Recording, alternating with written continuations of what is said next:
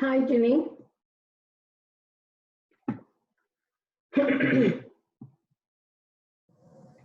Hi. Hi.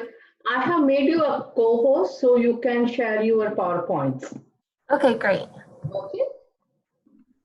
Thank you. Welcome. I know I like to set it up a little early so that it gets Right. nerve-wracking later. Make sure that it works, right? Yeah. I'm gonna try it right now if that's okay, just to be sure. Yeah, sure. Okay.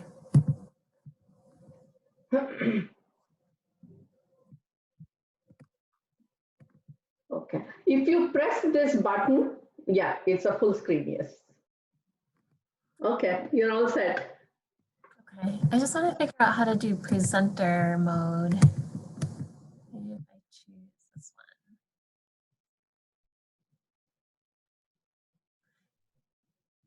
What can you see? Do you see just my slides or do you see the I see your presenter? slides and your on the side, I can see your face. I mean, the people who are talking. Oh, okay. Okay, that's good. So you Like can't that see. gives you a connectivity. Like I mean, it is a you can connect with the presenter Say by that again? having by having the participants see you. That helps in connecting. Like Right. Yeah, I agree. and connecting. Yeah, that should be good. Okay. Okay, great. Thank you. So can you? Yeah. Sure. And we start at 12:45, is that right? Yes, that is Dr. DeMarco wanted a little, what do you call, I think I should stop the recording. We don't need to record. Organizational diversity. She did her MA and MFA at the University of Alabama in Tuscaloosa.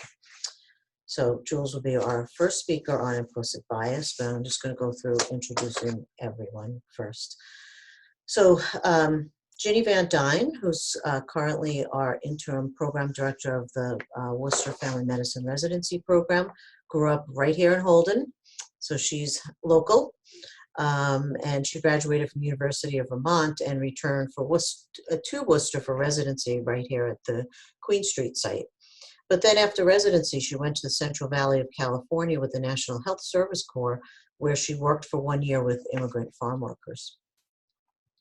However, she missed working in graduate medical education and then returned as faculty to the Worcester Queen Street site and served as the Women's Health Education Director for 2 years, and then as the Education Site Director at Queen Street, as well as Associate Program Director.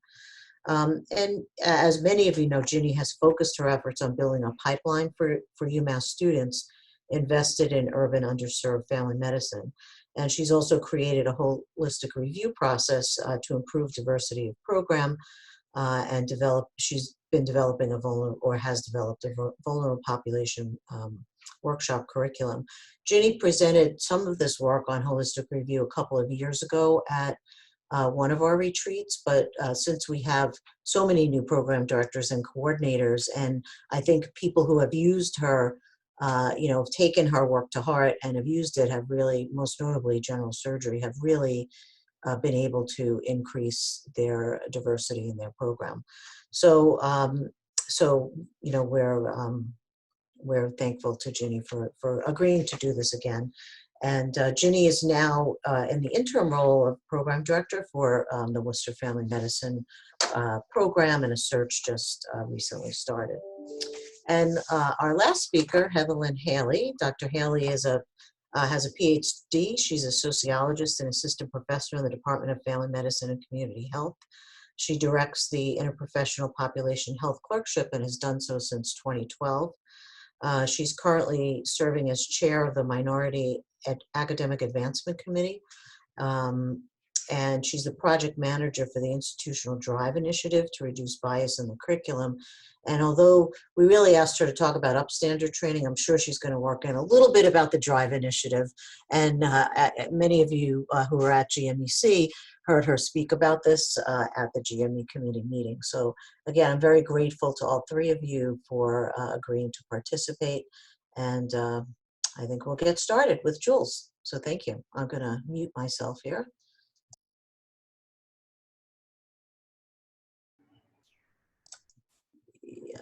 There we go. There we go. Who will be monitoring the chat? I'm going to probably monitor the chat along with Bina and Melissa, and I think we'll do questions and answers at the end of each session. Okay, so because when I do full screen mode, which is easier to see, it blanks out the screen, so I can't see any chat or anything. Oh, I'll take care of the chat then. Okay, I'll keep mine on. I'll exit full screen and I'll watch the chat.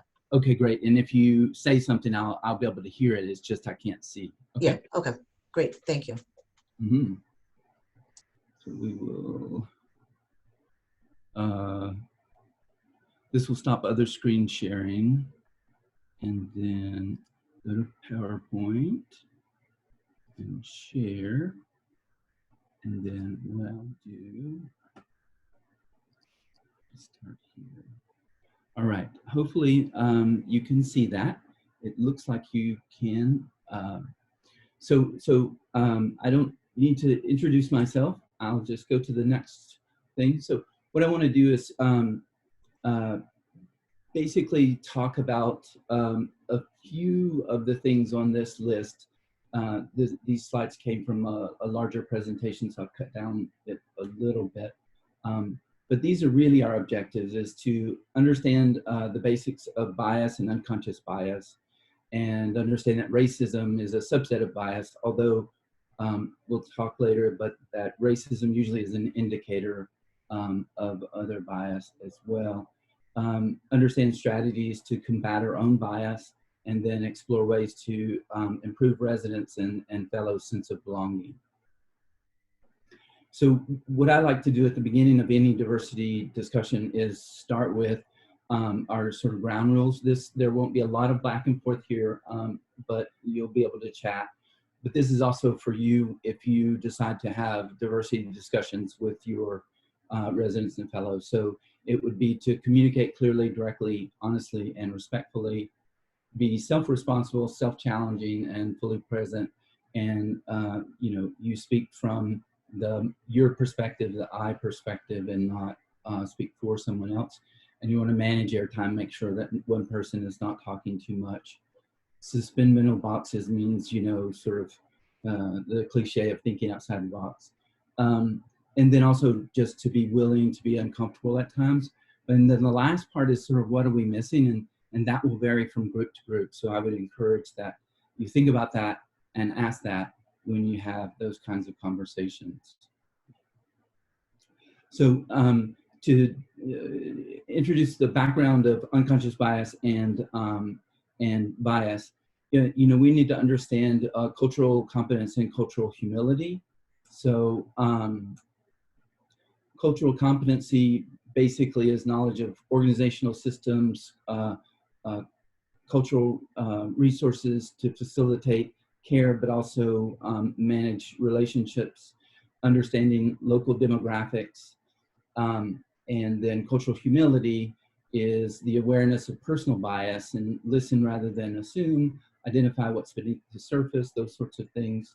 Whereas our goal is to, discover what the patient, the family, the community, our program brings to the encounter, understand and pay attention to what, everybody takes away from your encounter. So that's important. We'll touch on that some more.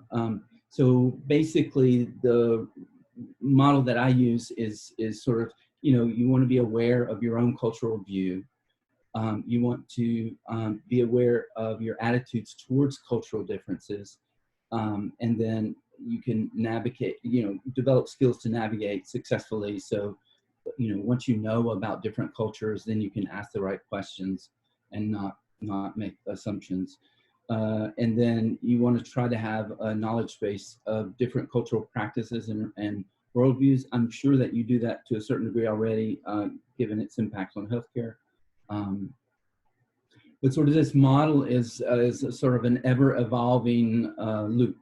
So, you know, you want to have self-awareness, but you also need cultural knowledge, and then to develop your skills in cross-cultural interaction. You know, it's sort of a cycle like that. You also want to be aware of the difference between you and the person that you're interacting with. It's cut off, but it's basically organizational identities, personal and organizational identities. So our personalities, what's different about us. The internal dimensions are generally considered not changeable, although they can change over time, like age. And then external dimensions are things like income, personal habits, recreational habits, religion, those sorts of things. Those can change, but they're difficult to change. Sorry. And the organizational level is sort of where you are versus where they are. You know, as a program director, you have a management status, you know, and sort of a leadership status, and that automatically separates you from your trainees. The other thing that we always want to be aware of is that we are not one identity. So, you know, because you're Black, or because you're white, or because you're a woman, or because you're a man, all of those things, those intersect. So you want to be aware that the person you're talking to is not just what you see, but it's also their culture and a wide range of other things. And so basically this says the same thing. You know, we're unique and like no one else. We're each like some other people and unlike other people, but we're really all like each other. So it's sort of a paradox. So now we're going to talk about like sort of how it works, and I'm just going to hit all of these because we don't need to spend a lot of time on it. But basically, when you receive a stimulus, you know, in milliseconds, I'm sure you know, but you know, your brain decides whether or not this is a threat or this is you know, something else that needs to be reasoned out. And what happens is, especially when we perceive a threat, we act on that threat before we understand that we see that as a threat. And I do think that is important. So we make a whole bunch of assumptions in life, and it's just part of the human condition. We make decisions based on pattern recognition, emotional tagging, and the availability heuristic, which, you know, is one where it's like, oh, well, you know, there are not any, you know, people of color applying for the program. It depends on the program, but often, you know, if you get thousands of applicants, you're going to get diversity, but it's up to you to decide why it is you're excluding them. And we'll talk about that later. And so some of the ways that we can get around that sort of automatic thinking is to rearrange in our brains like what we see as a threat and what we see as a challenge. Anything that obviously makes your heart race, you know, is seen as a threat. And so you want to think about that when it comes to individuals. Usually you won't be able to tell your heart rate is up, but you will be able to tell, I don't really like this person, or I really like that person. And those sorts of things are usually based on unconscious decision-making that we'll get into. So, you know, sort of what we can do is, you know, engage, sort of reason and make distinctions and do our best to act in egalitarian ways and sort of challenge our own thinking and avoid, obviously, you know, quick generalizations, stereotypes, and those sorts of things. So, you know, what is unconscious bias or implicit bias? You know, it's a perception that includes understanding actions and decisions that happen without our sort of voluntary knowledge when it's unconscious. So, you know, we can provide, produce favorable or unfavorable evaluations. So unconscious bias is not automatically negative. A lot of people think that it is because it's associated with learning, you know, how to deal with racism and those sorts of things. But your unconscious bias also can work in the opposite way. You know, for example, the stereotype of, you know, Asians being programming. Those are stereotypes. You may find people that match that stereotype, but if you see enough people, will find others that don't. But the sort of the thing that we all need to recognize is that it's a normal human process. What that means is, though, that we all have to work on it. It doesn't mean that we have sort of, you know, a past, as they say. So how do we develop our unconscious or implicit bias? So it's developed in multiple ways, but it's usually largely related to your social loading, so your culture and the media that you've watched. And then there's a certain amount that's sort of innate. If you see a person that's much larger than you, that intimidates you, that's an innate brain association. And they're just, it's so quickly activated that, you know, it takes a lot of work in order to be able to combat it. So, you know, sort of our implicit system is, you know, some of the takeaways that we react that we try to react in a reasoned rather than, you know, reactive way. Our brain specializes in quick generalizations and not subtle distinctions. That's automatic. And then we all usually want to act in the egalitarian ways. And I'm certain there's, you know, probably almost nobody that works at UMass that doesn't want to act in an egalitarian way. You know, the research shows that from the diversity engagement survey that, you know, the vast majority, like 90% of the people that work here, you know, say that they work here for our mission. And I think that's really powerful, and it's something that we should take to heart. So before this, we asked everybody to take the implicit association test. I would ask if you have any surprises that you would like to show or talk about. Put them in the chat. You don't have to, but the important thing about the implicit association test is that it measures preference. And what that means, according to Greenwald, who created with Banaji the implicit association test, is that you have an innate preference for one category or over another. So we asked for you to do weight versus overweight versus thin, and then black versus white. The reason we asked for those is the weight category. Usually people know, and the research shows that your bias towards, your preference towards thin people, most people understand where they are. And so it was important to take that first to understand the test. And then the second one was race. So it was black versus white.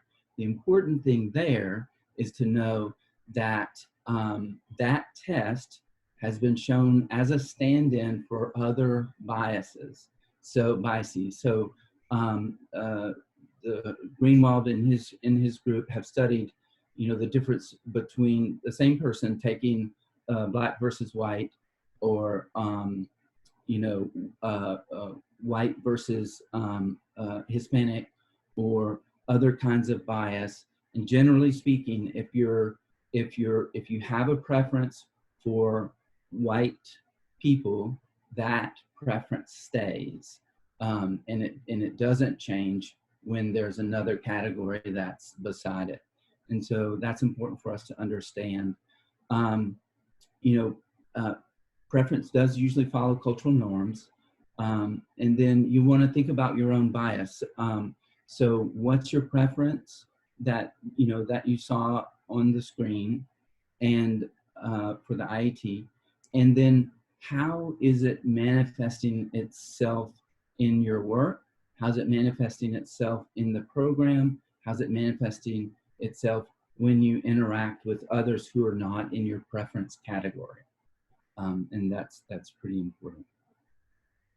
So we'll talk briefly about racism. It's a system of power, you know, that structures opportunity and assigns value based on the social interpretation of how one looks. So what we call race. Obviously, it's a social construct. But racism unfairly disadvantages some individuals and communities and unfairly advantages other individuals and communities. And to relate it to the IET, you know, if you had a preference towards one category, that would be an unfair advantage.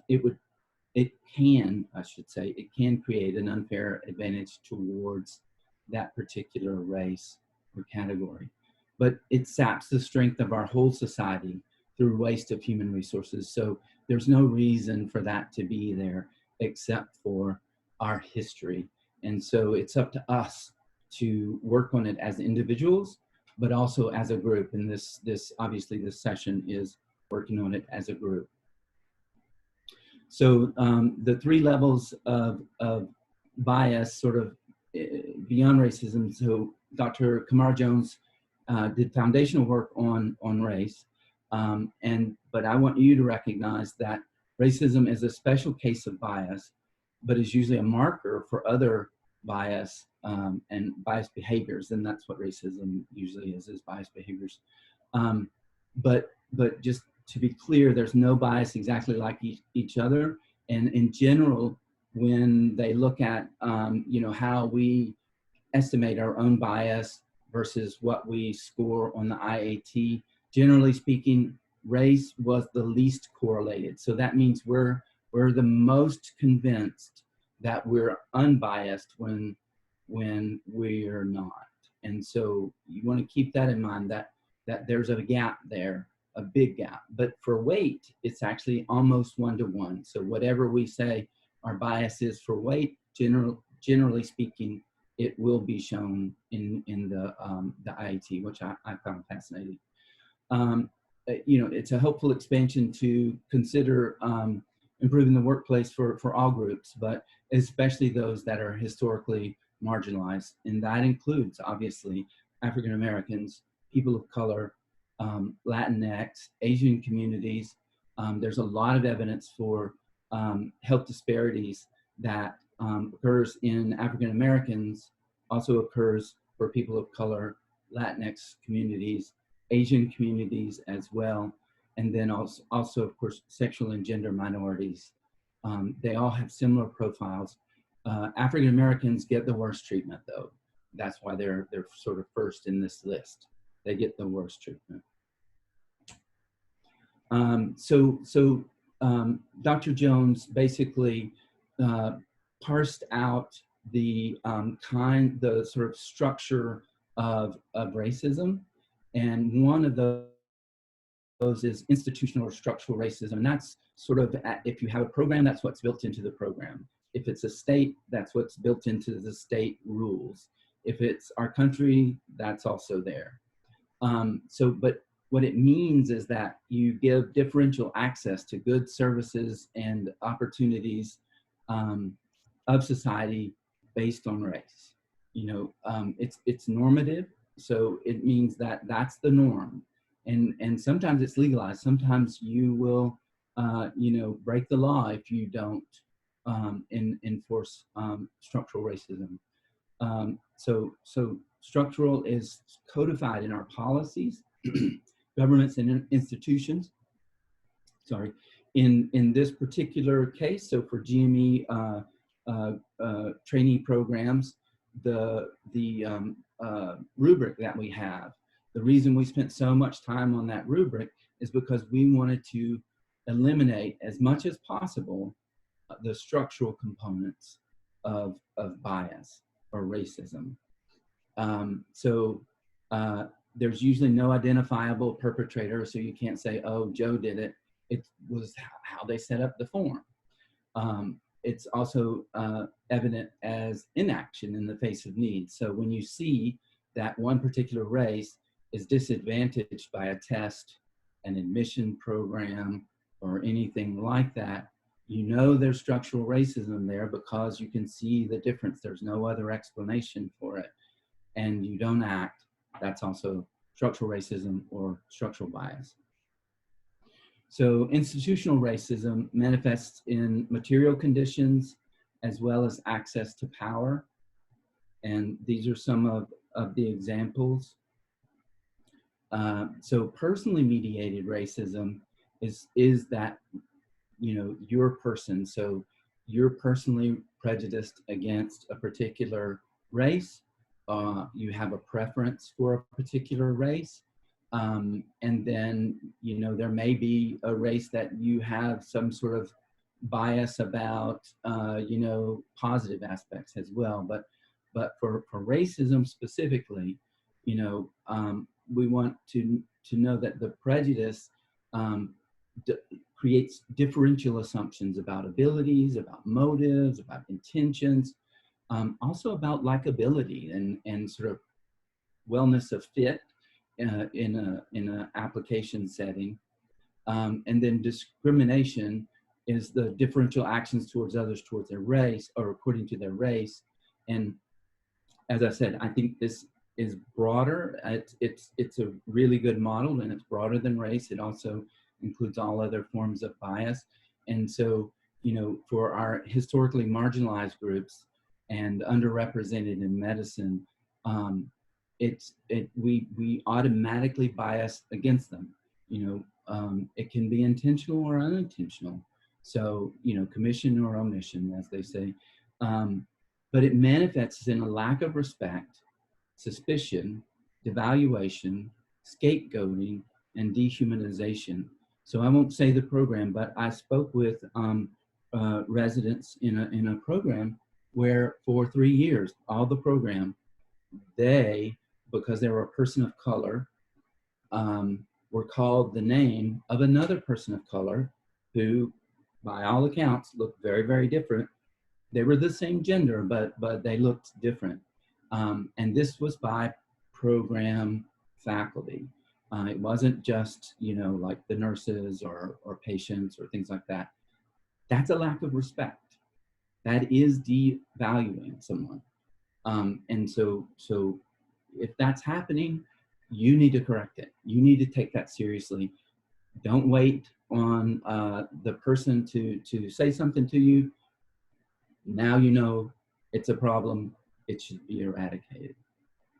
So internalized racism is something that we don't often talk about for a variety of reasons, but you know, it extends to bias. So there's internalized bias. So it's the acceptance of members of a stigmatized race for negative messages about their own abilities and their own intrinsic worth. And it's horrible, but you know, if your culture is biased towards one race, generally speaking, you're going to be biased towards that race no matter what your race is, even when it's the same race. Usually if it's the same race, it's less, the percentage is less, but it's still there, and it's still something. If you're like, I'm a member of the LGBT community, and you know, I have to be aware that I have potentially bias against the LGBT community, even though I'm in it. And so we just need to accept that. So how do we manage it?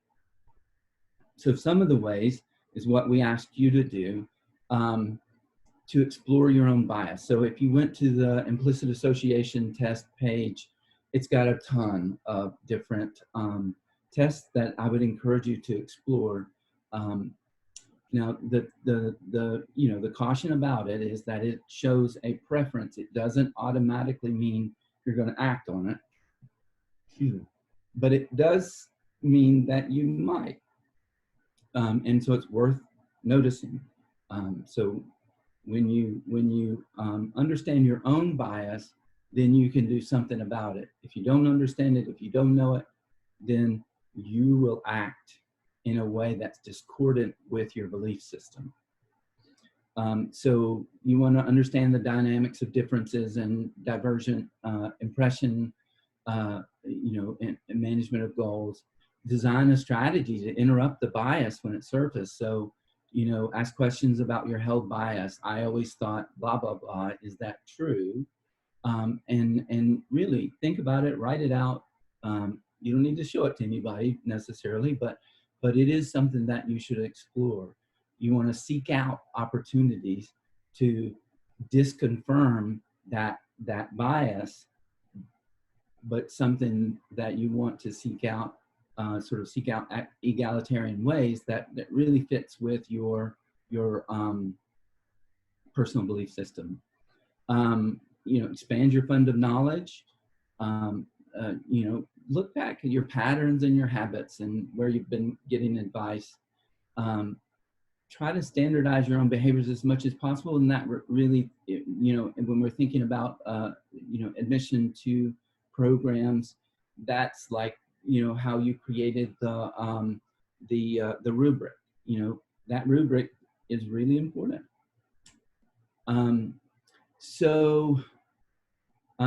Dr. Shelley Carell developed a series of like 6 things that she proved in the business workplace that will eliminate or at least reduce gender bias. But it's so good, and it matches with all the other literature, the sort of individual pieces that I included it here because it really extends beyond gender, but just know that this was developed by her. And I put a link down in the bottom so that you can go later. I mean, if you just go on YouTube and search Stanford Professor Shelley Carell, it'll come up. So you want to educate your colleagues about how stereotypes work, especially in your program. I would make that a habit. And you want to establish clear criteria for evaluation. That doesn't just include when you're hiring. That also includes like when you're picking a chief resident or when you're evaluating any particular trainee. And then scrutinize your criteria and say, okay, is this criteria biased? Do look back at your numbers and see, do you differentially grade based on race or based on other demographic categories? And hold decision makers accountable means that you want to be sure that your decisions are valid, and that means being transparent about when you select for your program, but also when you select for your chief resident. All that needs to be written out. All of that needs to be sort of published. Doesn't have to be public, but it needs to be so that each person in your program knows what the criteria is, and you, as the decision maker, check box how you made the decision to put this particular person as a chief resident or this particular person, their grades. And then you be transparent. If it's a chief resident, you should publish why you chose that particular person to be chief resident. Publish, I mean, like in a program meeting, you make a slide about it, something like that. But the other thing is that you want to vouch for the competence of diverse leaders, but also colleagues and trainees. What this will do is a couple things. If I said, oh, I'm really good at giving presentations, that doesn't do any good. But if Dr. DeMarco said, Jules is great at giving presentations, I've seen her do it many times, then you're more likely to believe that, and it's more likely to stick. But the other thing that it does is it sends a message to anybody in your program that is from a marginalized or diverse background that you value them, but you value diversity because they can see it when you do that for other people who are diverse in their program. And so it doesn't just help the individual trainee that you're complimenting, or your colleague that you're complimenting, or that your leadership that you're complimenting. It actually benefits everyone. And so I thought that was really worthwhile to bring. But as a program, you know, managing unconscious bias or bias really is that you use a rubric for selecting trainees. And I would suggest that you figure out how you can make that into a presentation, obviously not including any names, but including demographics as much as you have them, and present that. Then you want to focus on, you know, your competencies, you know, outlined in the leadership profiles and those sorts of things. You know, remember that qualified is qualified is qualified. So that means that, you know, if they make the rubric, then they should be in the list. And then when you interview, if they're in the list, that means they're qualified. So there's no longer an issue about whether or not they're qualified. There's an issue of how they interviewed. And you want to establish, you know, an interview protocol, a rubric basically for interviewing. And you want to be sure that you can justify each of your decisions. And I encourage that, you know, you present that somehow. So either to this group or to your program or to Dr. DeMarco, in some way, you need to present on it. If you don't, then you're more likely to not do it. And the other thing about the sort of transparency component is that if you don't present, like let's say for the chief resident, if you don't present that to the other residents, they're going to assume that you made a decision in a biased way. Whatever their personal assumptions are about you, they're going to assume that was why, not that you actually followed a rubric, that you actually did what you're supposed to, all of that thing, all of those things. So yeah, I can't strongly enough encourage that. So now we're going to talk about the race model, and this is part of you know, how we create a learning environment for our trainees that is welcoming, that makes them feel like they belong, that makes them want to stay.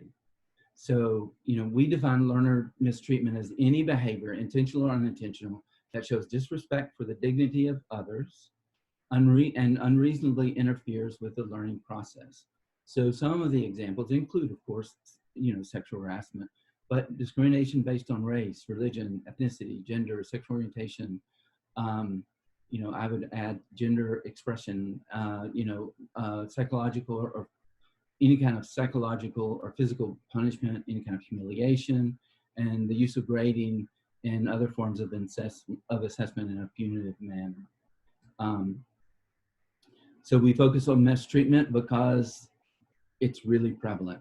You know, at least, you know, 59% of trainees experience one form or another of discrimination. I would highlight here that patients and families are a part of the issue. That is not something that will go away. It is something you must prepare for. So, you know, erases, you expect that, you know, mistreatment will happen. You recognize the mistreatment in your mind and then verbally. You address the situation in real time. That doesn't mean that you do it in the room. You can, if that's your comfort level, but it means it needs to be addressed as soon as you can address it.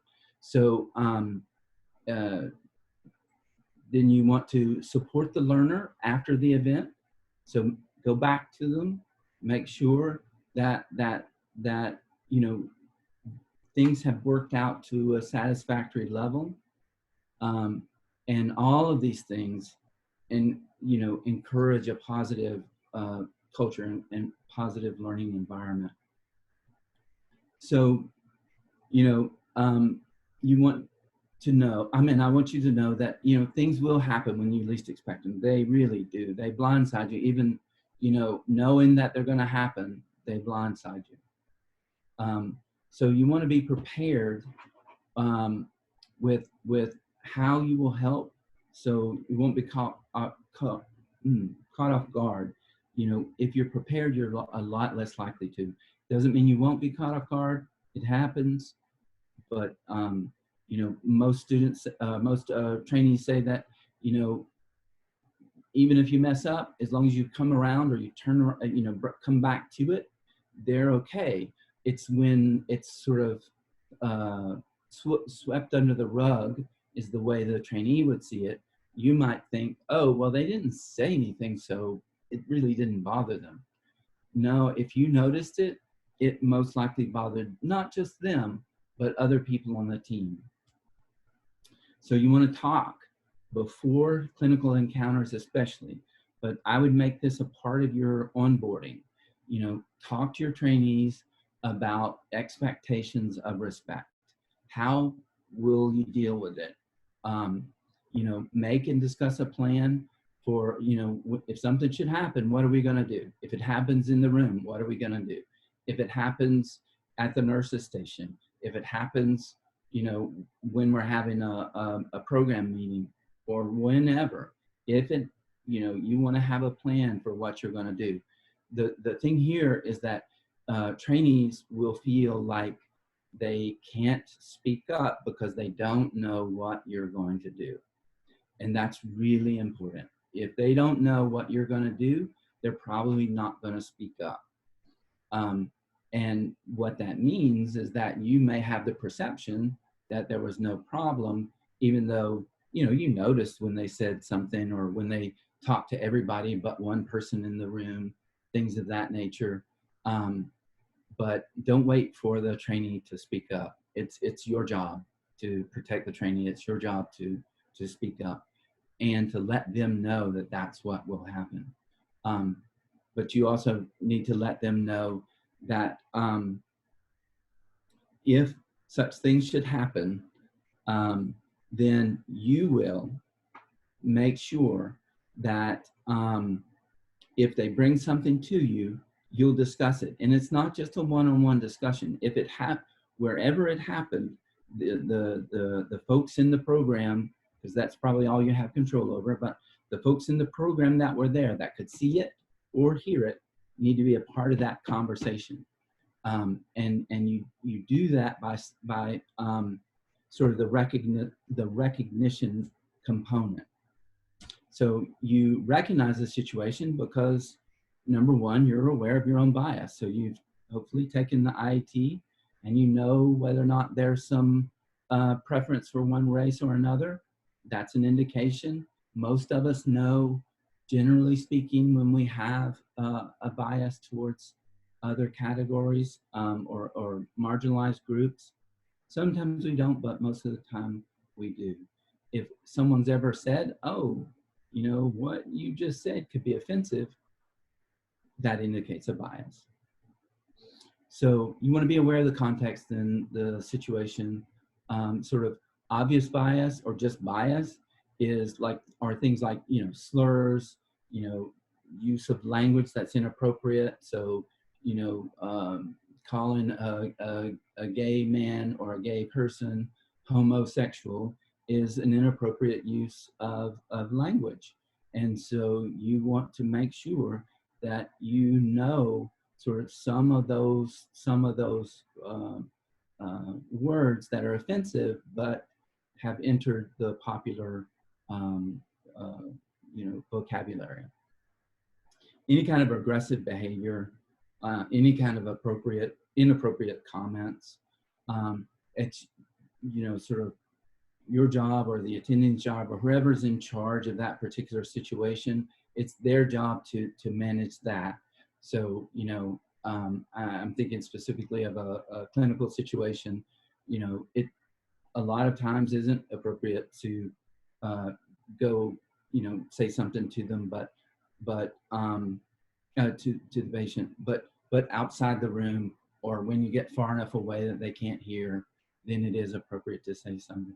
But some of the less obvious things are like microaggressions and jokes. And microaggressions are sort of things like, oh, you look really pretty for a lesbian, or wow, I didn't think female doctors would be that good, or things of that nature.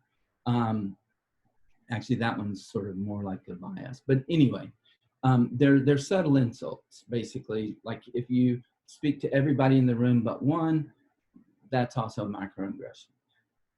Jokes,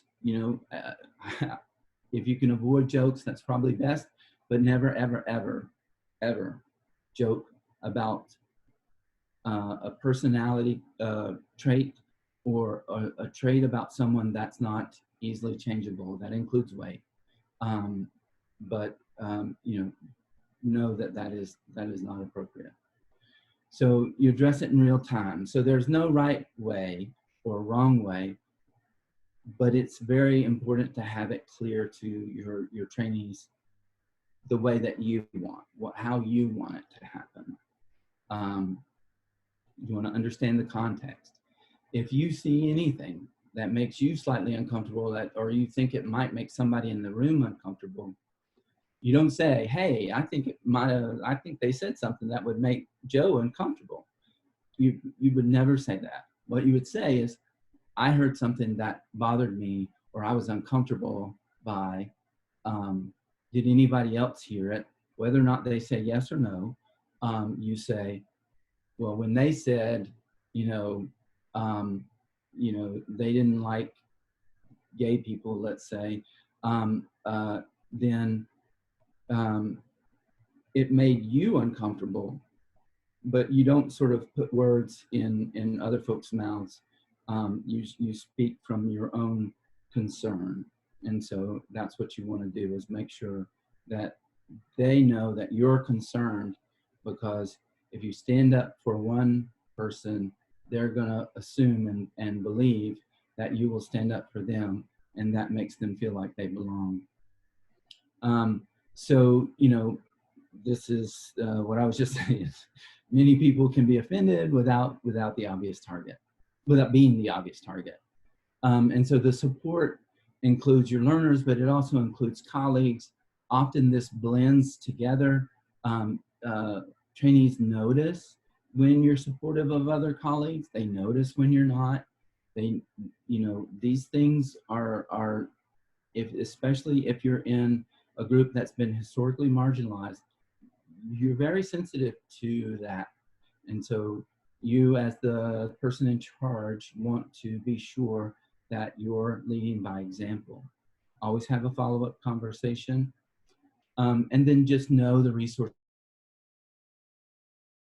available. So first include all the trainees and learners. Student affairs, you want to know who the student affairs liaison is for your department, if there is one. And then the director of positive learning is Mark Maselli. He's also available. He also will help try to figure out a situation if it's an issue, and go from there. And then you want the trainees to know who the program directors are, and who the program directors are, in case you see or hear something from someone in a different program. So you might hear or see something that's not directly related to your program, but it's important that if you see or hear something that is learner mistreatment, you need to report it to at least the trainee program directors, if not our office. So you want to be proactive and not reactive, and that's what I was saying about really start your conversation early. use affirming language. That's really, really important. Your badge and your environment needs to be affirming. So we right now have rainbow stickers for the badges. We're looking at other stickers for inclusion of people of color. And so, you know, you want to make sure that your posters and whatever you have in your office or in the conference room is affirming. Those things matter. If people don't see themselves on your walls or in the program walls, they don't belong. They don't feel like they belong, and that's really important. So be open to new ways of thinking. So like, you know, the way that, you know, African-American trainee would respond to certain things could be different than the way that a white trainee would respond to different things, and just be aware and sort of say, okay, well, is the response I'm getting important, or should I just be aware that, you know, when I say a certain word that it's going to be interpreted different ways, those sorts of things. And you really want to work towards an inclusive environment. And you can tell that this is a spliced presentation because this is the same slide as before, but it's just with eliminating gender bias in the workplace. So how do we improve our sense of belonging for our trainees? So use the ERACE model before clinical encounters, make it the norm, make it what you do. But also there's been a lot of talk of diversity affinity groups. So for the postdocs, which is different but similar in that, you know, it's after the, you know, their graduate experience. They've created their own CEOD group, and they're going to discuss at their monthly meetings things around diversity, equity, and inclusion for their program.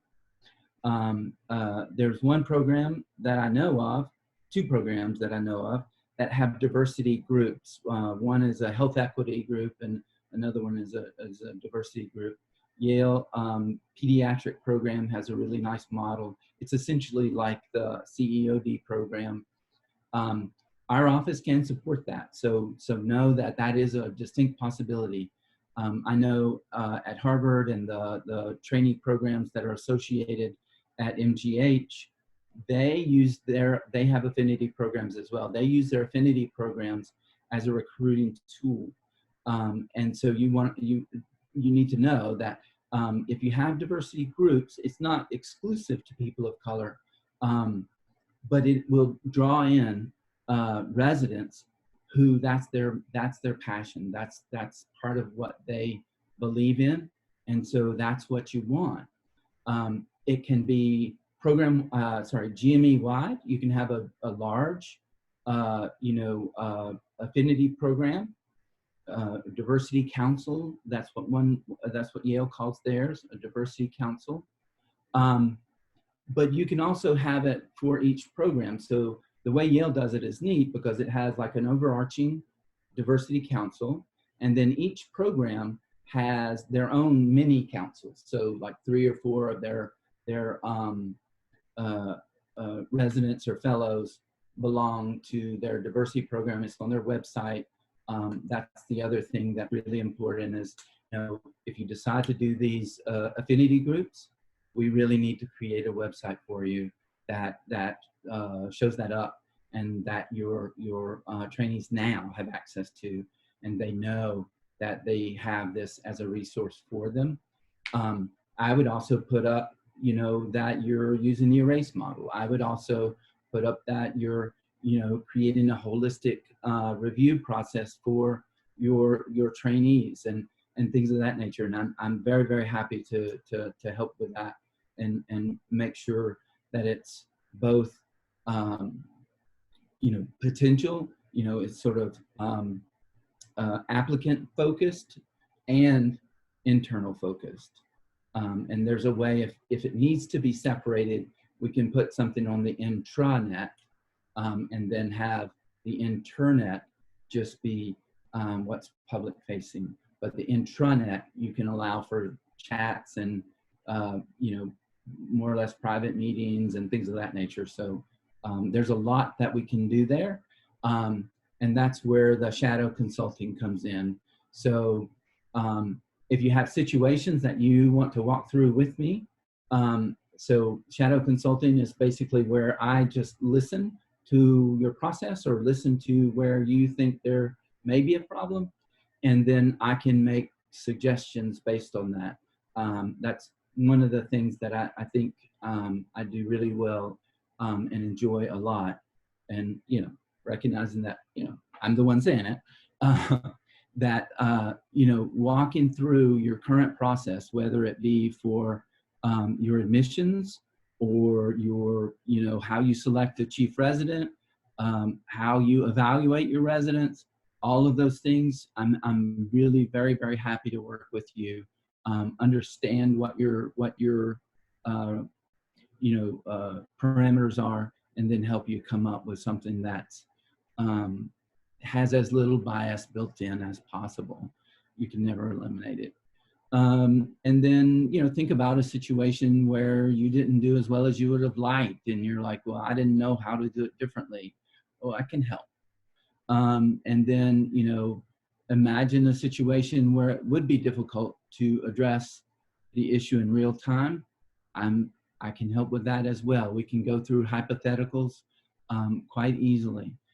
We can set up an hour for your program. We can set up an hour for you. We can, or 30 minutes even, you know, so it's really, really customizable. How you do that is you contact me. So my email is jules.trobaugh@umassmed.edu. And it's on the screen. So if you know, so because it's recording, you can look at it. And you can see our website, umassmed.edu/DIO. It also has our contact information. I would be the main contact for you, so you can just contact me directly. Because we work from home, the office number is ported directly to my cell phone. So, you know, I can generally respond and things like that. So that concludes my presentation with, you know, 7 minutes to spare, I guess.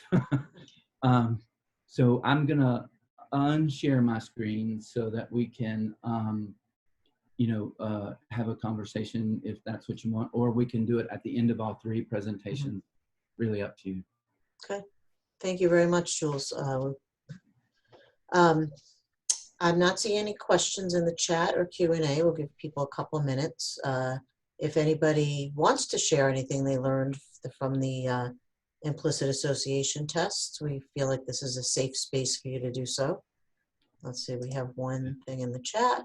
Yeah. It was a thank you to all panelists for the presentation. I'm sorry it went really, really fast, but I felt like all of that sort of is important. Yeah. And in each component, you could break it down and do full hour presentations on all of those. The other thing is, like, I've done this for 4 programs where they just had a diversity conversation. It's really open. You know, I just showed up and moderated the conversation. And thanks, Vina. She found the presentation for Dr. Carell. It's a wonderful presentation. It's 25 minutes though. Yeah. But it's a wonderful conversation because she talks about the specific research and why things are. And so I think that's lovely. Yeah, so somebody's asking if we have a diversity group for current residents. It sounded like more of a proposal that we consider this. So, so there is a group of residents. I sent out an email and then a reminder email last week. They got 6 people who are interested before the second reminder. It's a group of residents who are trying to set up a diversity group among the house staff. So just if you want to look through your email for that. A couple of other things that have come up, and I don't know if our other speakers are going to touch on this, but I know that, for example, in OB, they're working on a reporting system for microaggression and mistreatment. And just recently, I think yesterday actually, Ginny Van Dyne asked me, I think this came out of a conversation maybe with her residents, about whether or not we could use the GME either anonymous hotline or the anonymous comment section on our website on the library LibGuide. And I think either of those could be used if a resident feels, we put that hotline in like years ago for duty hours violations. I think it's probably been used, a handful of times for very few things. And I would like to believe it's because the residents feel comfortable talking to us. But, if they did want to use that, they certainly can. The hotline is not answered, but if there's a message in there, I get an email, I go in and check the message, and then, depending on if the resident leaves their name or the program, I can respond, in that way after I research the issue. If not, I respond to all of the residents on the resident listserv saying this came into the anonymous hotline. If it goes into the website anonymous section, Marilyn gets that as an email or an alert. So I think both of these can be used. Yeah, and I'm also happy to help. I can sort of take concerns and bring them to Dr. DeMarco in an anonymous way. Although I will say that for most programs, anonymous doesn't mean a lot because they're small programs. Yeah. But what I've done for departments where this is the case is, if whatever the issue is, if that indicates a larger problem, then we can actually do a training for the entire area. Right. And then, Dr. DeMarco invited us to, her program. It's been a couple years, hasn't it? When Yep. we did. I think it was 2 years ago in rheumatology. You Yeah. came. You and Mark Maselli came. Yeah. And it was really very well received. So I would highly recommend right. the programs tap into this resource. Yeah, and so those programs happen when there's not a problem, and they can happen when there is a problem, but we don't distinguish that when we do the presentations. We just do the presentations. Right. And that actually usually does help. So, I think so. And I can help sort of get you to a place to where, it's something you're comfortable with as well as the program. Yeah. And it may be, it's a really small program and it's something that's specific to you that we have to address it in a different way.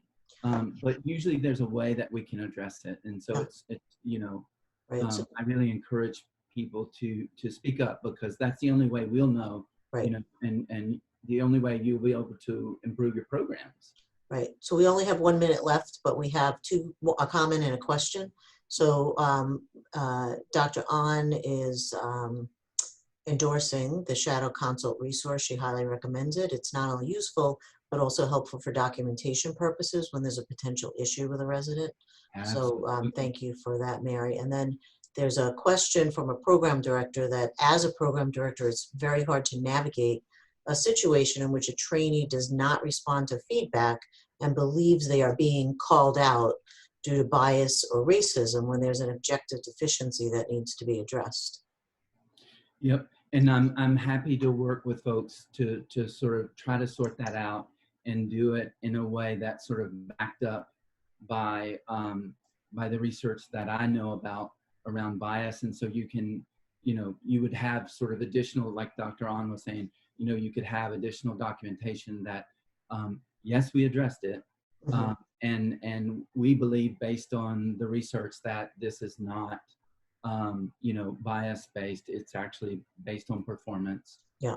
And so we can definitely help you with that. Yeah, I think that is a really important point because, I think, I think there are situations on both sides of the fence here, but I think sometimes residents do not have good insight, when they're not performing well despite objective evidence. So, and it gets into a sticky situation. So I think Jules could be very helpful. There's research that shows that if there's a slight against you, if you know that you have a marginalized component, you're from a marginalized community, Your first assumption actually is that it is because of Yep. that. And so that has to be recognized and talked about. Yep. In addition to what the behavior is. Okay. Well, Jules, thank you very much. And we're going to Yeah. move on to our second speaker, Ginny. And I know that Ginny sent handouts that I think Bina was going to post or already did post to MedHub. So if you have trouble accessing those, just let us know. So thank you, Ginny. You're muted, by the way. There we go. Okay, Thank you. let me just pull up my slides.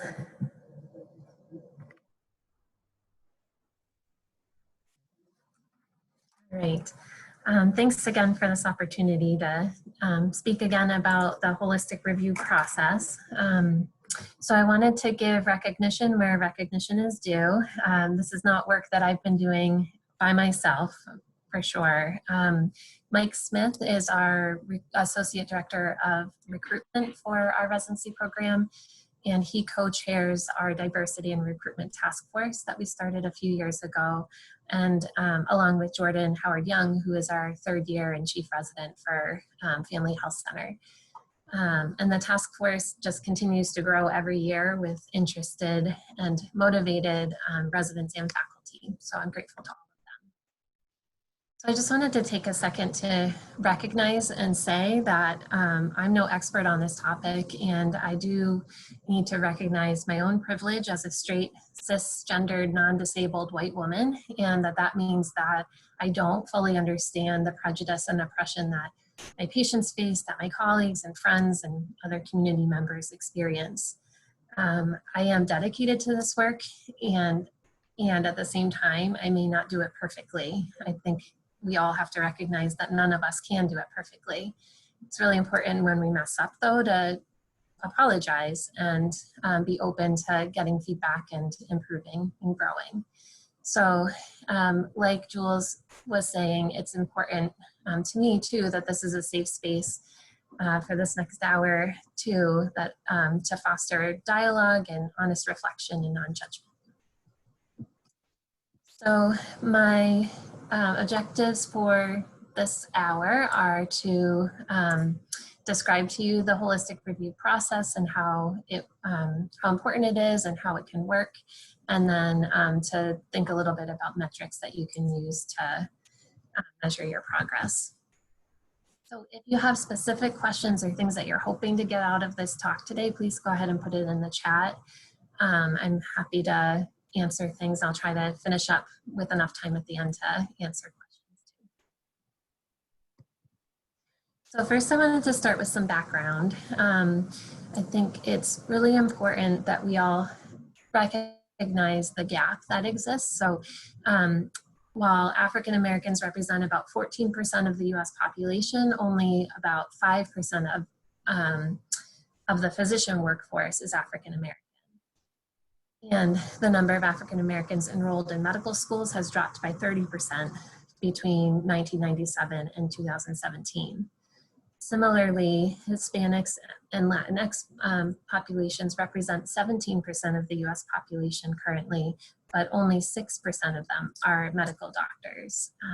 And then Native Americans represent 2% of the US population, but less than 0.4% are represented in the physician workforce.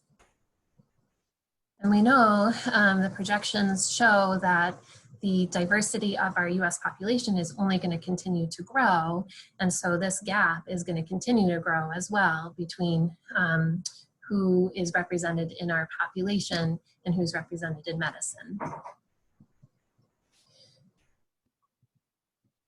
So I think it's important to recognize that the percentage of Black or Hispanic applicants to medical school is disproportionately lower compared to their representation in the general population.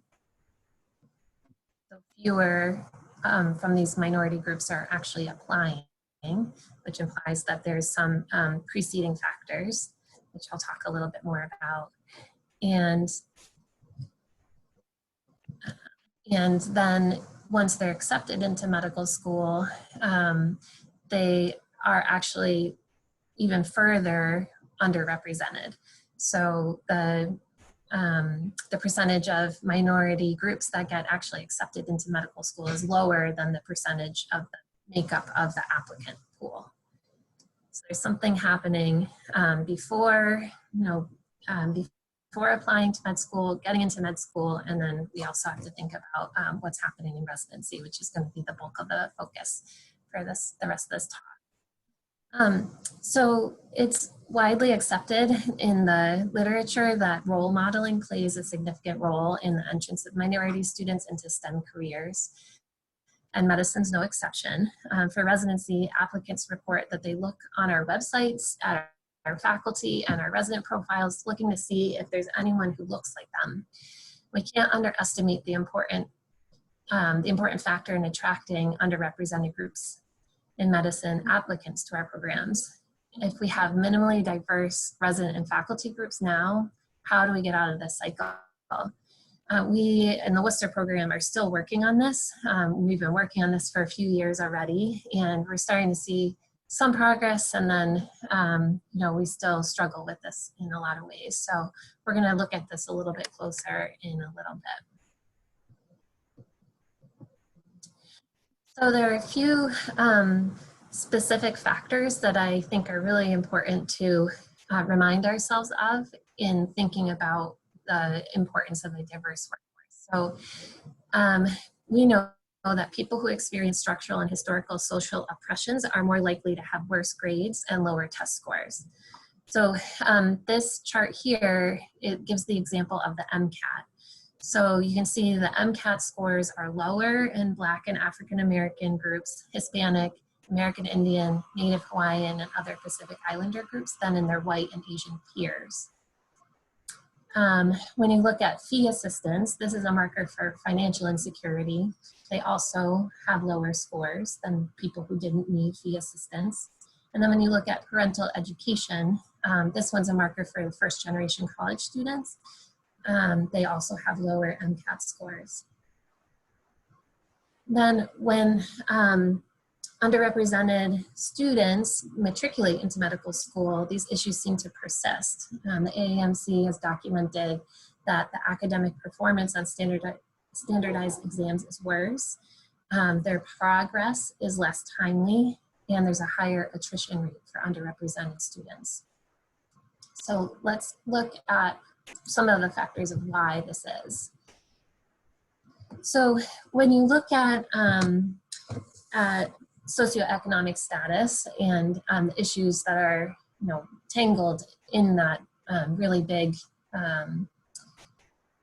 group, is that poverty perpetuates itself across generations, and the burden that it creates tends to accumulate over time.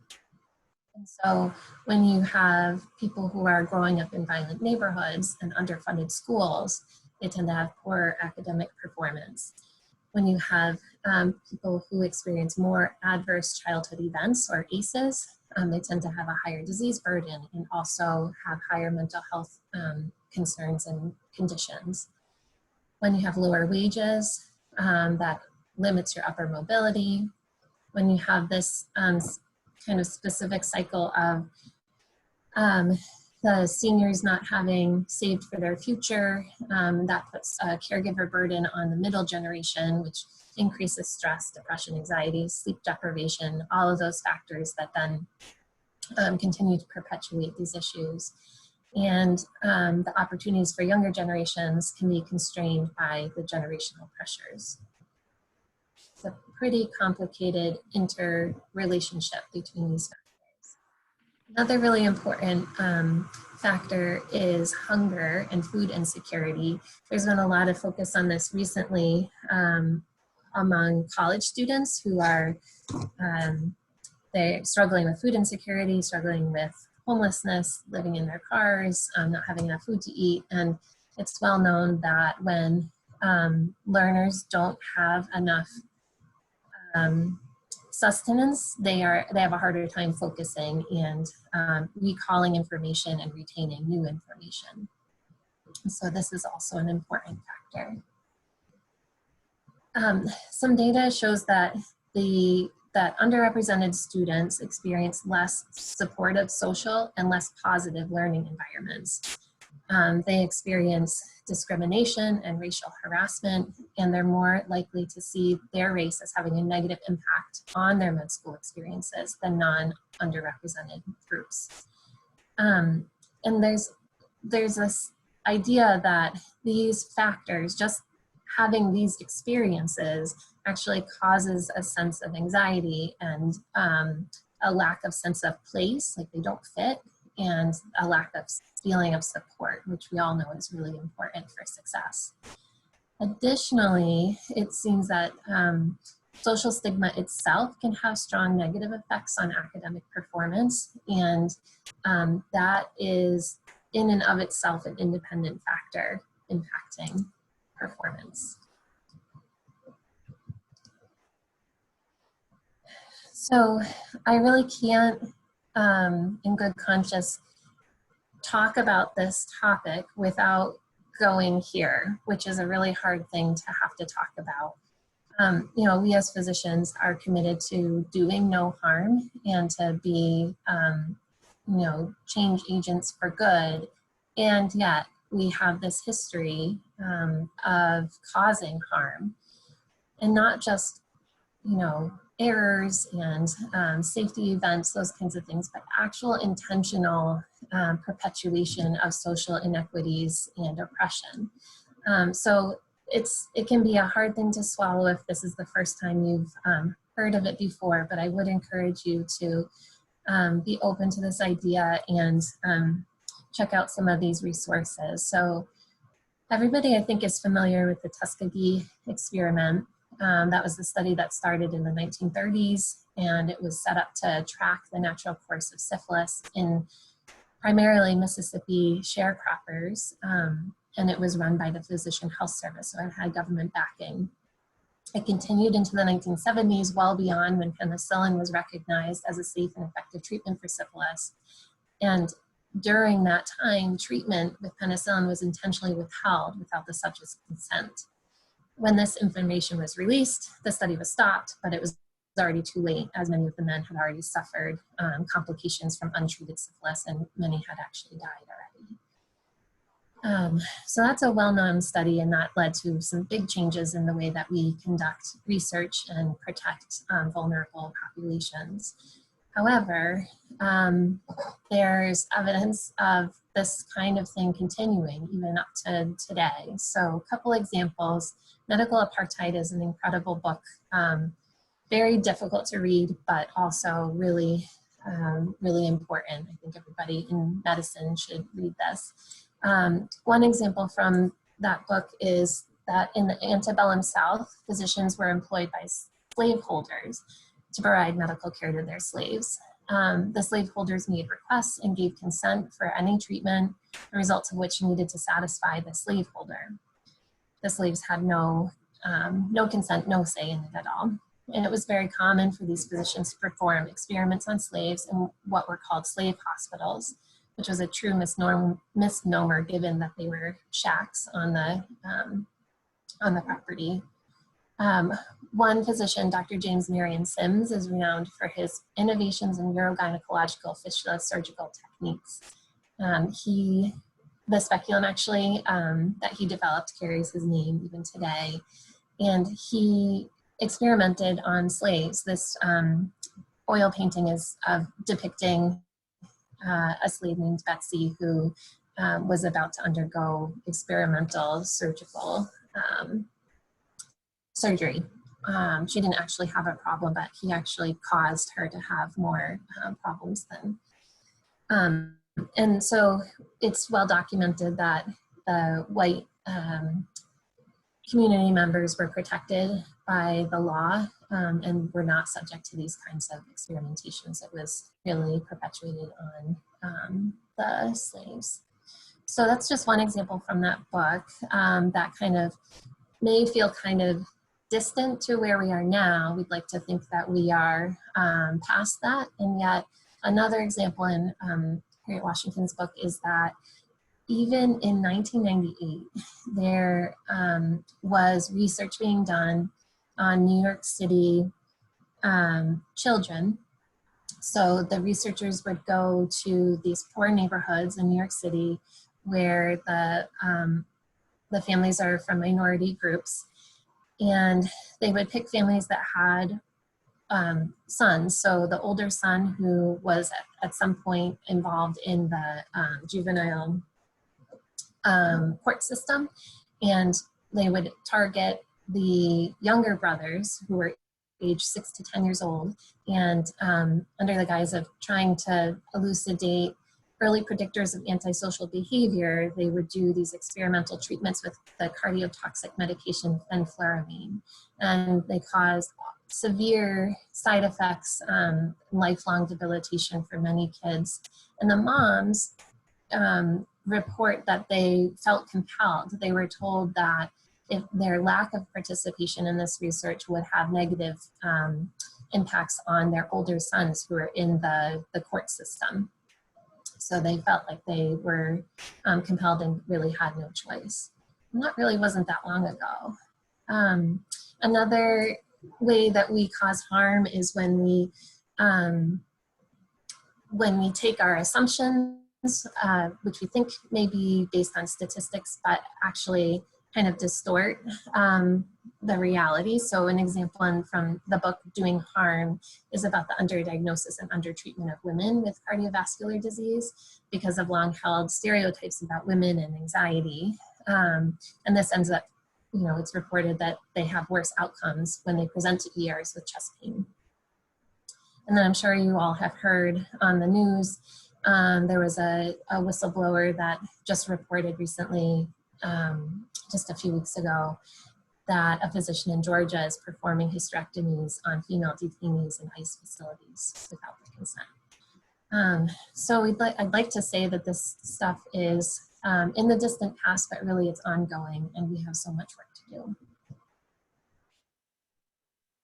So that said, I think it's really important for us not to get in the mode of those people, those bad people who do bad things in the name of power and science. We represent healthcare, we represent medicine, and if we do nothing to counteract this and to change the course of medicine, it will continue. And so that's what I would urge you to think about as we discuss this a little bit further. So in my mind, our diversity efforts and social justice are very closely linked to each other. So we know that people from racial and ethnic minority groups continue to suffer greater health problems than their white counterparts. For example, the pregnancy-related death is 3 to 4 times as high for Black women as it is for white women. 82% of pediatric AIDS cases reported in the early 2000s were African American and Latinx children. There are so many examples of this kind of inequity. Sorry, I'm having a little trouble with this. There are so many different forms of social oppressions that people experience in our society, and these all lead to health disparities in various ways. And we know from data that diverse workforces actually help to reduce health disparities. We also know that it's really about inclusion, it's not about exclusion. Some people can get in their minds that they're concerned that we're going to be not accepting, not having space for the people who are really qualified, and that's not what this is about at all. That we are still, looking to recruit and retain residents and physicians who are very qualified and have these different journeys in society and are coming from these underrepresented groups. So the AANC has kind of reported on this several times, that diversity in medical education is beneficial to all of us, that for learners, they tend to be smarter, more engaged, and happier with their experience when they have diverse colleagues. And for organizations, they notice that they The teams are better problem solvers, there's less absenteeism, and there's more longevity. So I'll dive now into the holistic review. So we started this process a few years ago, like I said, and I just wanted to say Mike Smith is here in the audience, and I think I unmuted him in case he wants to chime in. Everyone, thanks, Jim. Yeah. So we recognized our need to do something about the lack of diversity in our resident classes, and so we adopted the AAMC holistic review process and developed a task force that primarily focuses on this issue. So I'll point you to the resource of the AAMC Roadmap to Diversity, which is free, available online. There, they recommend that you use criteria that are institution specific. So, you know, now with our own GME advocating for all of us to use this holistic review process, we've got that institutional context for it, that it's broad-based, meaning that it covers the full picture of an applicant, that's mission driven, so really to match what your specific program is values and finds important and what drives you, and that it's applied equitably. It's not just to be applied to certain subsets of your applicant pool, it's really to be applied to everybody. The three categories that the holistic review looks at is experiences. So what is that journey that your applicant took to get to where they are now? Attributes, so that includes demographics, their self-identifying factors, and where they grew up, what kind of environment they come from, and then metrics are the academics that we are already all really good at using when looking at applicants. So we, sometimes people wonder where, like, we can't ask these questions of applicants.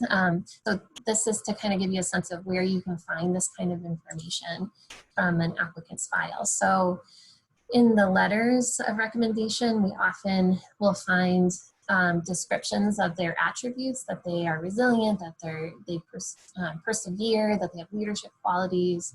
Those are all things that we want to look for. In the MSPE, often at the beginning, there'll be a statement that may include something specific about, you know, their family history or their background. So that's a really key place to look. In their own personal statement, often if they've experienced hardship or illness or have something specific about their identity that they feel is important to their journey so far, they'll talk about it in their personal statement. So we value that information really highly. And then in their CV. So beyond just like looking at the volunteerism and the leadership experiences, we also look for work experience. Like if they really don't have much volunteer experience, that may be because they had to work, and what was, you know, what was their situation like that they that was what they had to do. And then finally in the interview, so there are ways that you can ask kind of open-ended questions about an applicant's experience that will give them the opportunity to talk about these things that are important to their identity and to their journey, and that will help you to kind of get a sense of these things for the holistic review. So we apply the holistic review to everybody. It should not just be for certain people within your applicant pool. You want to make sure not to ask direct questions about age or gender, religion, sexual orientation, family status. All of those things are still prohibited by NRMP. And like I said, you can ask kind of open-ended questions to invite them to talk about it. So when we have the interviewers completing the holistic review, if they're going to give them points for a specific part of the holistic review, then we ask them to always write some comments about where they got this information or what the specific information is, so that, because our process is that after an applicant finishes interviewing at, you know, 1 or 2 or 3 of our sites, then we have the Diversity and Recruitment Task Force review all of the interview and review sheets from that applicant, and we go look for a consensus about how many points they should get for the holistic review. Sometimes we find that only one faculty realize something about their story that fits on the holistic review, and so it's really helpful for us to know where they got that from, so we can, you know, verify that it actually fits with the specific holistic review category. So this year we've made a lot of changes to our efforts in this area. So I have to apologize because our the holistic review that we are actually going to use is a little bit different than the one that I helped to work with the GME Holistic Review Committee on. So I'm happy to share it if people are interested in that, but I'm going to kind of walk through the changes that we're doing. So this year we've expanded to include social inequalities. Instead of just focusing on underrepresented groups in medicine, we want to be more inclusive about the structural oppressions that people experience in our mission of, you know, diversity efforts as social justice, that we want to be counteracting these forces in our society by recognizing these.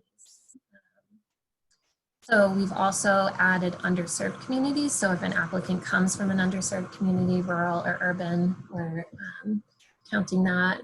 We also have split anti-racism and allyship from our underrepresented medicine groups. So it used to just be lumped together. You were either underrepresented group in medicine or anti-racism, and that seemed to like somehow be equal value, which obviously a full lived experience of experiencing racism is not nearly the same as doing some anti-racism work or allyship. So we've given the underrepresented groups in medicine a much bigger weight in the scoring process.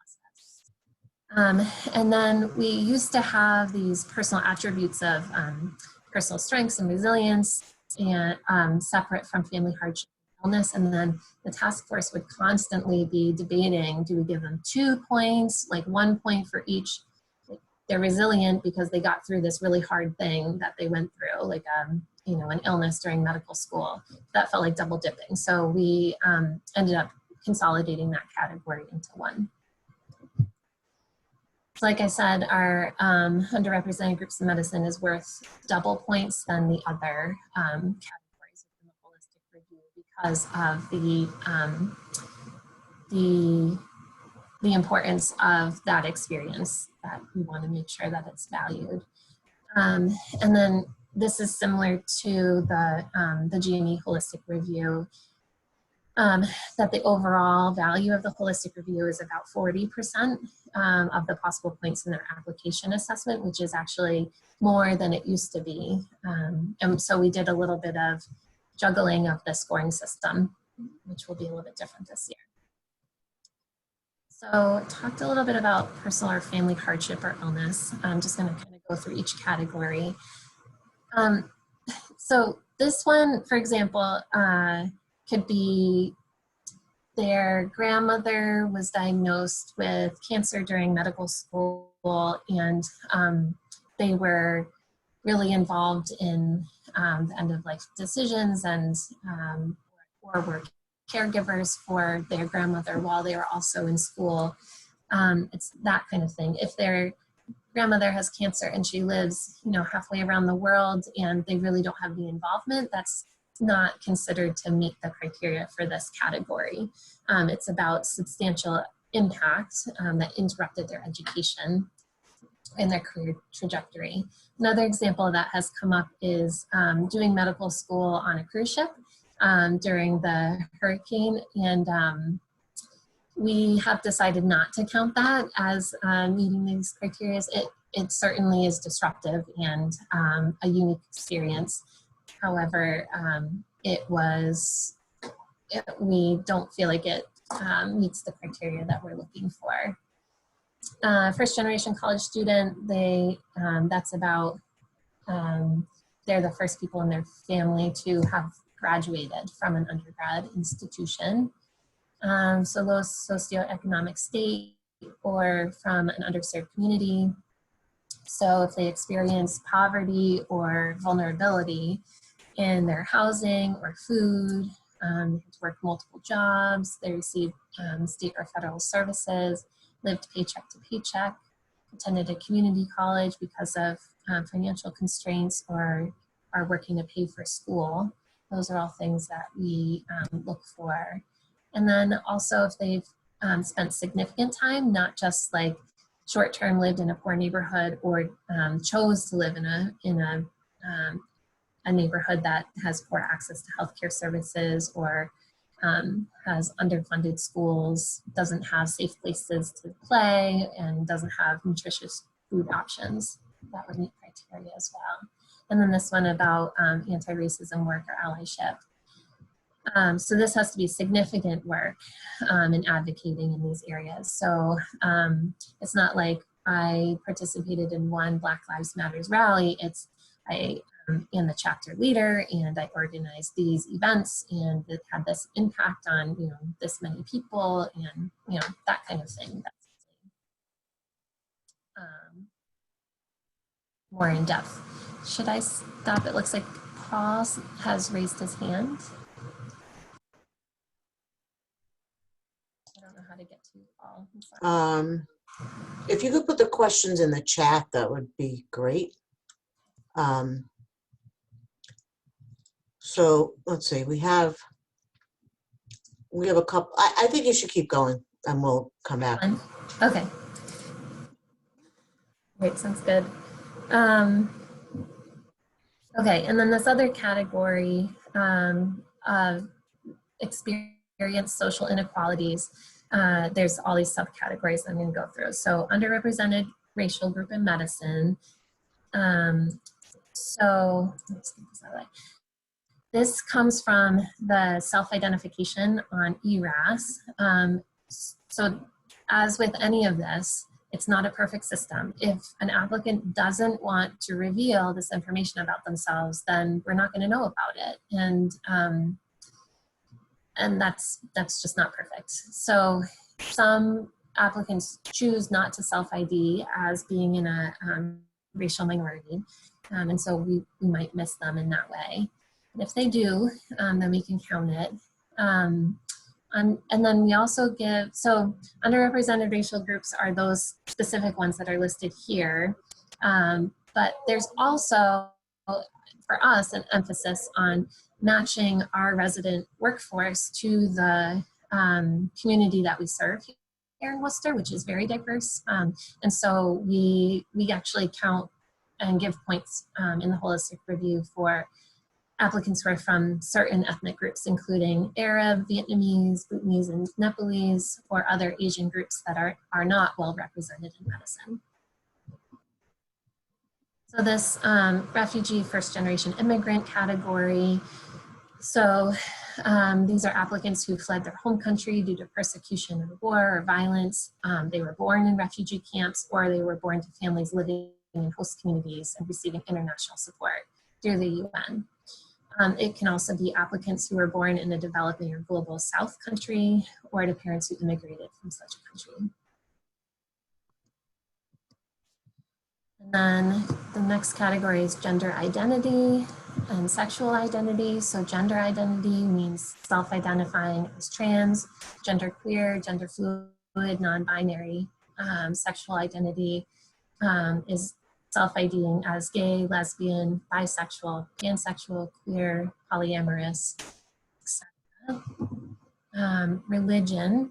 So this one we've debated quite a bit within our group, and I think that it's created some really healthy dialogue about things. And so we've chosen to include applicants who self-identify as belonging to the Islam faith, Judaism, non-deism, Sikhism, Voodoo, Jainism, and shamanism, and we would consider other groups. So the idea behind this is that these groups do experience social inequalities because of their religion. And so if an applicant, if that is part of their story and their journey to where they are now, that they have experienced discrimination or oppression based on their religion, we would value that. This is a new category as well for us this year, disability and differently abled. So we are giving holistic review points to applicants who experience challenges in navigating unsupportive environments stemming from their differences in physical, sensory, or cognitive characteristics, such as being deaf, having blindness, using assistive technology, being on the autism spectrum. This one, again, because it's new, we had a lot of discussion about this and, you know, what's included, what's not included, and it's, so it'll be interesting to see how this actually plays out this year. But I think it's really important that we consider this as a really important part of our applicants' journeys, and that it brings value and a new and unique perspective to our group when we include that. So our task force had kind of minimal roles in our in our recruitment process when we started, and so mostly it was just about at the interview interviewers and reviewers of the files use the holistic review, and the task force would meet and come to a consensus about the final holistic review scoring. This year, we're kind of adding in a bunch of other aspects to it. So the first one is to try to back up a little bit before we even start inviting people for interviews, and that has included making changes to our website. Mike, do you want to talk a little bit about the website changes that we've done this year? Sure. One thing that we did right away is we added a couple pages on social inclusion and just diversity in the work that we're doing as not just the two residency committees, specifically the Diversity and Recruitment Task Force, and also the Anti-Racism and Medicine Task Force, which are resident committees.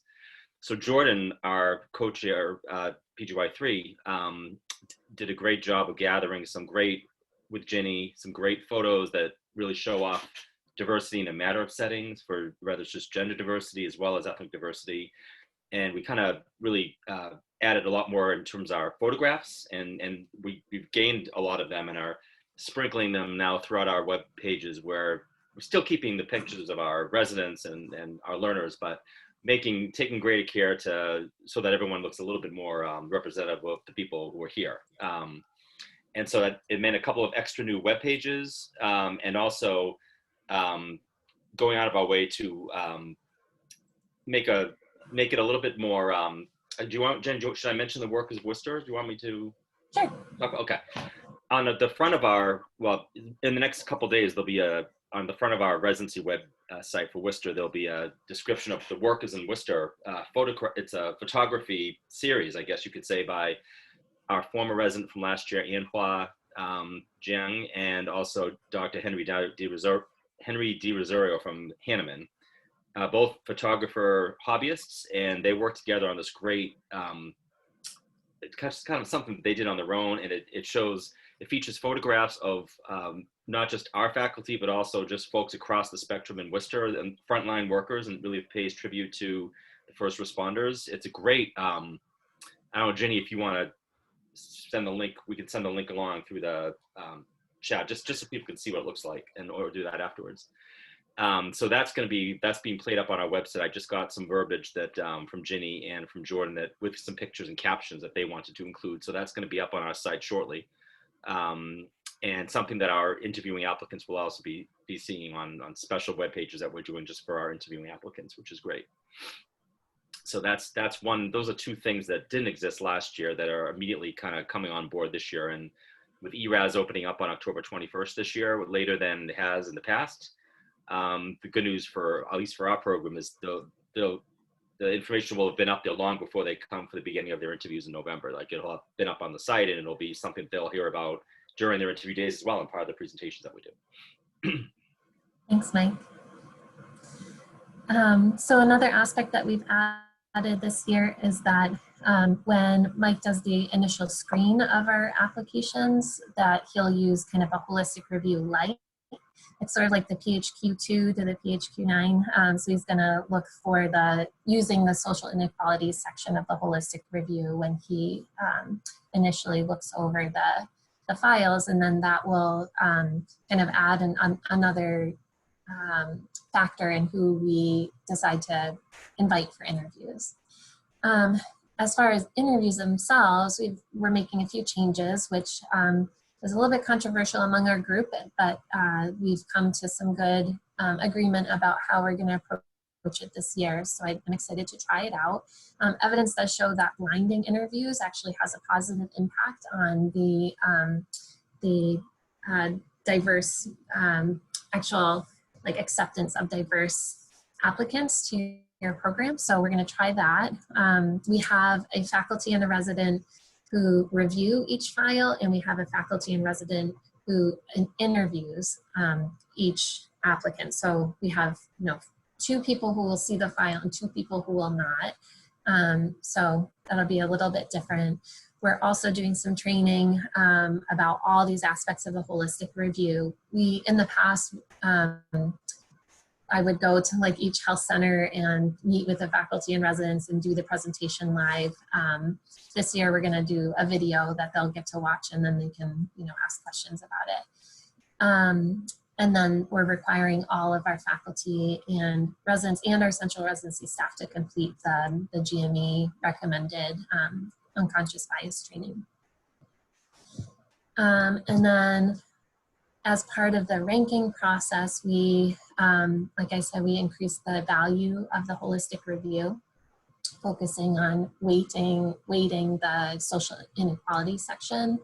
And then at rank day, we want to kind of keep it on the forefront of people's minds when we sit down to review our preliminary rank list. So we're going to open the discussion for the rank day with a reminder about the holistic review and the purpose behind it and the importance of it.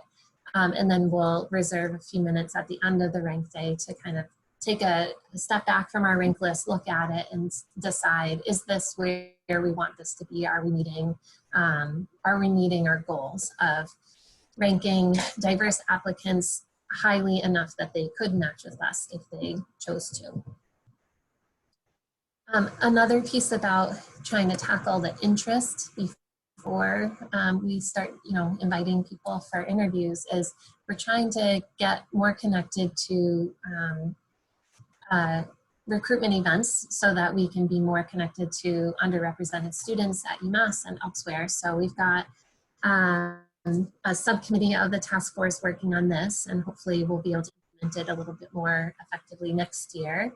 One thing that we have done this year is that our residents started an Instagram page for our residency, and they're doing little spotlights on the health centers, and they'll spotlight each resident, like a day in the life of a resident every week. And then they're also doing it with faculty. We call it Faculty Fridays. And throughout, they are making sure to include, intentionally include information about our diversity efforts. And we also are trying to kind of find the balance between tokenizing our diverse faculty and residents that we do have in our group now, and also having them be involved in the effort. So giving people choice and making sure that all voices have the opportunity to be heard. So Mike talked a little bit about our website. The link is here. You can also Google it. If I have time at the end, I can actually kind of click through it for you if you'd like to see it. We're also taking a look at our language, the actual text that we have on our website, to make sure that it matches our values and our aspirations in these areas, emphasizing cultural humility, recognizing and specifically stating that we recognize medicine's long history of mistreatment of marginalized people. We are trying to kind of showcase some of the things that we're doing to advocate inside and outside of medicine, with the photos and things that Mike was talking about. And then we just decided, I think it was Tuesday in our last meeting, that we're gonna add to all of our resident and faculty profiles our preferred pronouns. So for interviews, one thing that we've talked about, usually when we have applicants come in person for interviews, they wear a name tag that's first and last name and then their medical school. And we are eliminating, so obviously they're not gonna have stickers this year, but we're gonna ask applicants to not have their last name on their Zoom kind of name, so that we're not, you know, biased by a name that seems or appears to be, you know, of one certain ethnic group or religious group. And then we're also not, we're going to ask them not to include their medical school in that, so that we're not like, oh, Harvard, you know, like the bias that can happen with certain schools. And I talked about the trainings. So then on interview day, I'm going to, after we do like the icebreaker activity, I'm going to give a presentation about like the top 10 things we love about Worcester and our health center, but also be really specific and clear about our mission for social justice and inclusion, and talk about the holistic process and why we're doing blinded interviews and all the specific aspects that we're incorporating.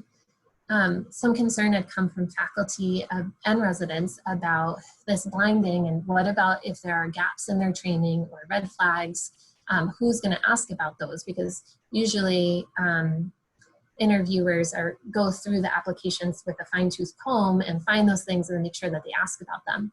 But what we actually found is that when those things do exist, that they tend to be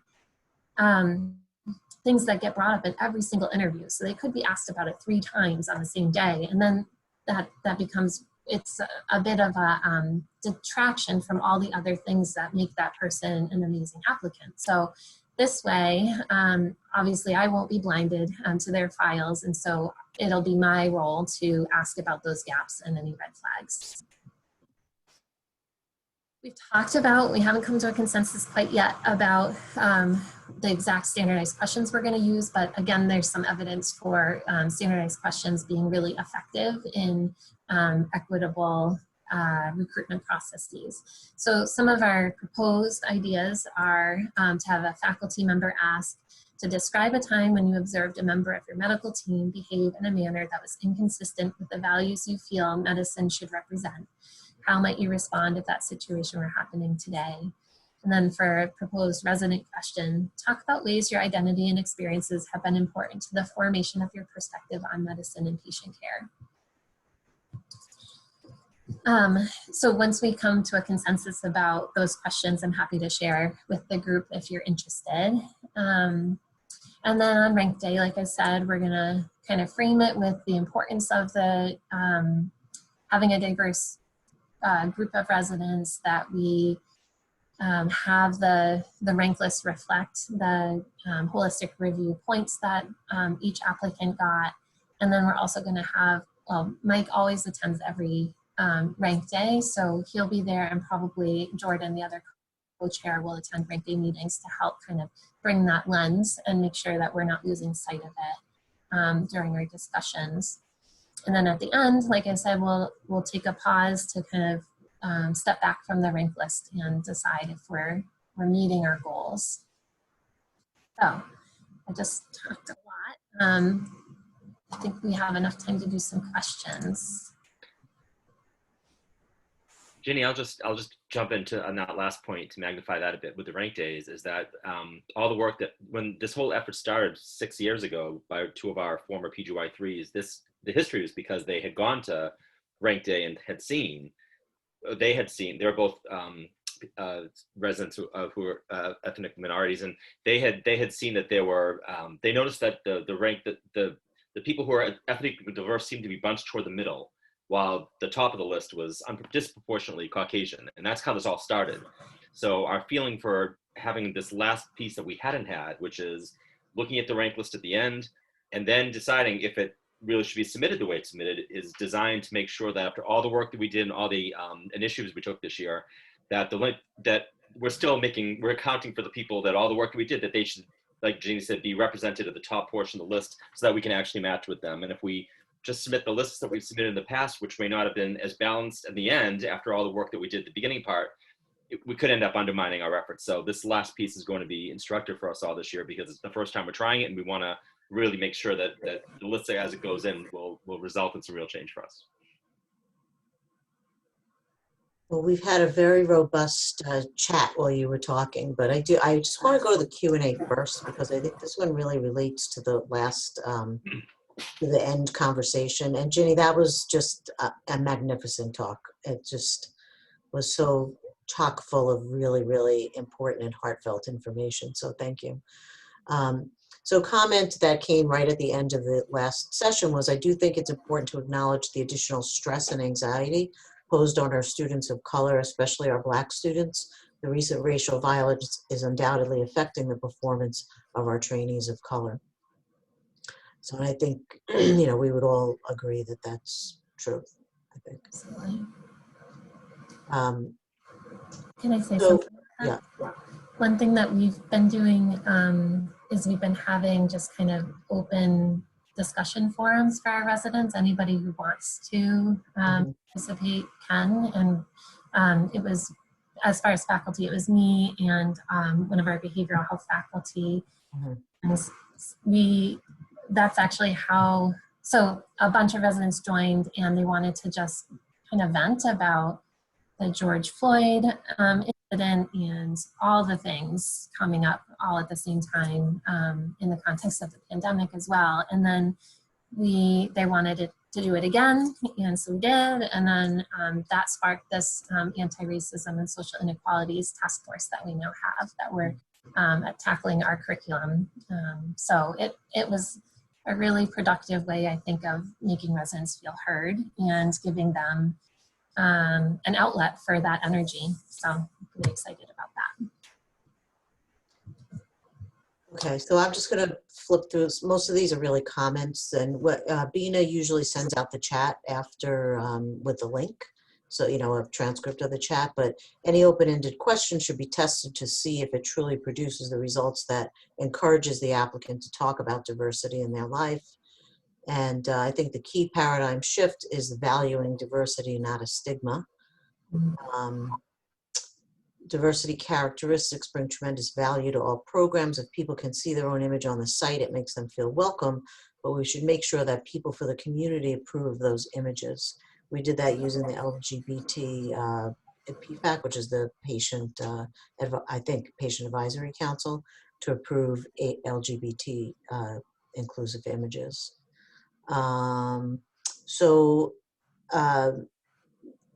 This is actually a really important point, is like, how do you get this information? Because most of the information is filtered by the default through ERIS, and some may not be there at all. So if it's not mentioned in the MSPE or personal statement, how do you find these when screening for whom to interview? And also, do you remove the filters when you screen applicants for the first time? Yeah, it's a really good question. Yeah, I think for what I was going to say for the initial screen part, certainly for when looking at the U.S. grads, we usually get, to start out with U.S. grads, we usually get about 400 or so, 350, 400 for us. And every one of them is looked at. So we don't use a filter. We don't filter out all the U.S. grads, for instance, because we look at every single one of those. And then we also look at a number of our international grads from the schools, the Caribbean schools that we can invite from. There's only 4 schools, plus a number of great international schools that we're very familiar with. And we can only offer interviews in family medicine for about 6 or 7% of those who apply. So by going through all those, we use filter. We might use filter to kind of organize the list, but we've never screened out any applicants based on USMLE score, like some other programs might, or based upon an ethnicity. So I'm afraid we'd miss some people that way. So everyone gets looked at anyway, and it'll be caught just from by going through everybody. I think we shouldn't lose anybody because of a filter. I do think for people who don't self-ID, that's been an ongoing discussion with folks who, as Ginny mentioned in the presentation, that if they submit a picture and it may be pretty apparent that they are probably of an ethnic diversity, but they don't identify themselves as such, you know, that's obviously that's their right to do that. And then we have to really kind of see, do they mention it anywhere else on their CV or in leadership or their personal statement, or as you say, MSP, have they done anything else that's really kind of distinguished themselves, and they make that point that way. And if they don't, then, you know, it may not, then it becomes something that they've made a strong statement about in their application, and we go accordingly with what they gave us.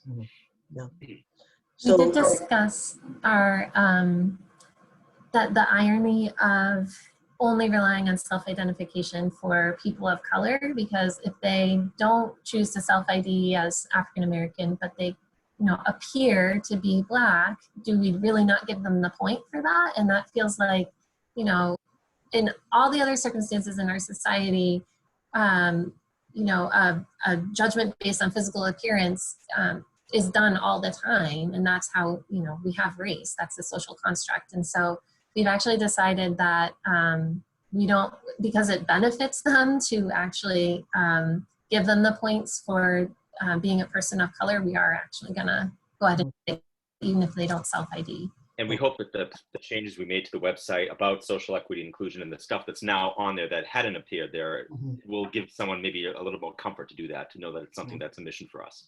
yeah, exactly. So there were a couple of questions and a little bit of discussion about what does it need to have a blinded interview. So it could be a couple of things. One, you don't have the reviewers look at the application ahead of time. You can have no Zoom, you know, so you can't see what the person looks like. Something about the first names. Jules said that first names are usually the biggest indicator of ethnic names. So So I would just say that it's one of the indicators of sort of the ethnic or cultural background that you come from. Their last names are also usually related to heritage, but their culture is usually an indicator in their first names. And so what I was saying in the chat is that I would encourage that you give people a number or allow them to go by their 3 initials.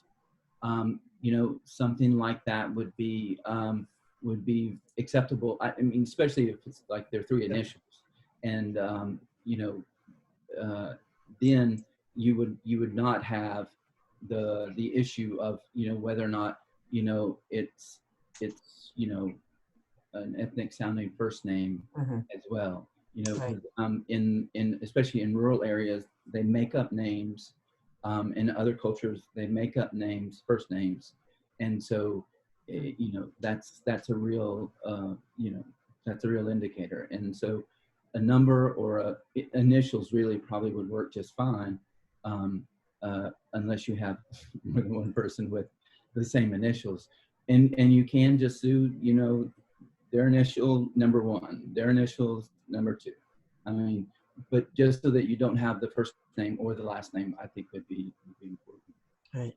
So we have like 1 more minute, and I think Mira Torres has made an important point in that several candidates have asked me about questions about the patient diversity and insurance breakdown, and she's provided information from the Greater Worcester Community Health Assessment and facts from the recent annual required training slides, but it would be good if we have info easily accessible on our GME or school website regarding this, as well as the faculty diversity. And, you know, I'm not really sure how to get at that information, aside from the things, you know, Mia already mentioned. So if anybody has ideas. Well, the hospital's working on making their patient information system more accurate. Like, I've been working with them for the LGBT stuff, but it's sort of broadened to all demographic categories. So they're sort of in the middle of an effort to make that happen.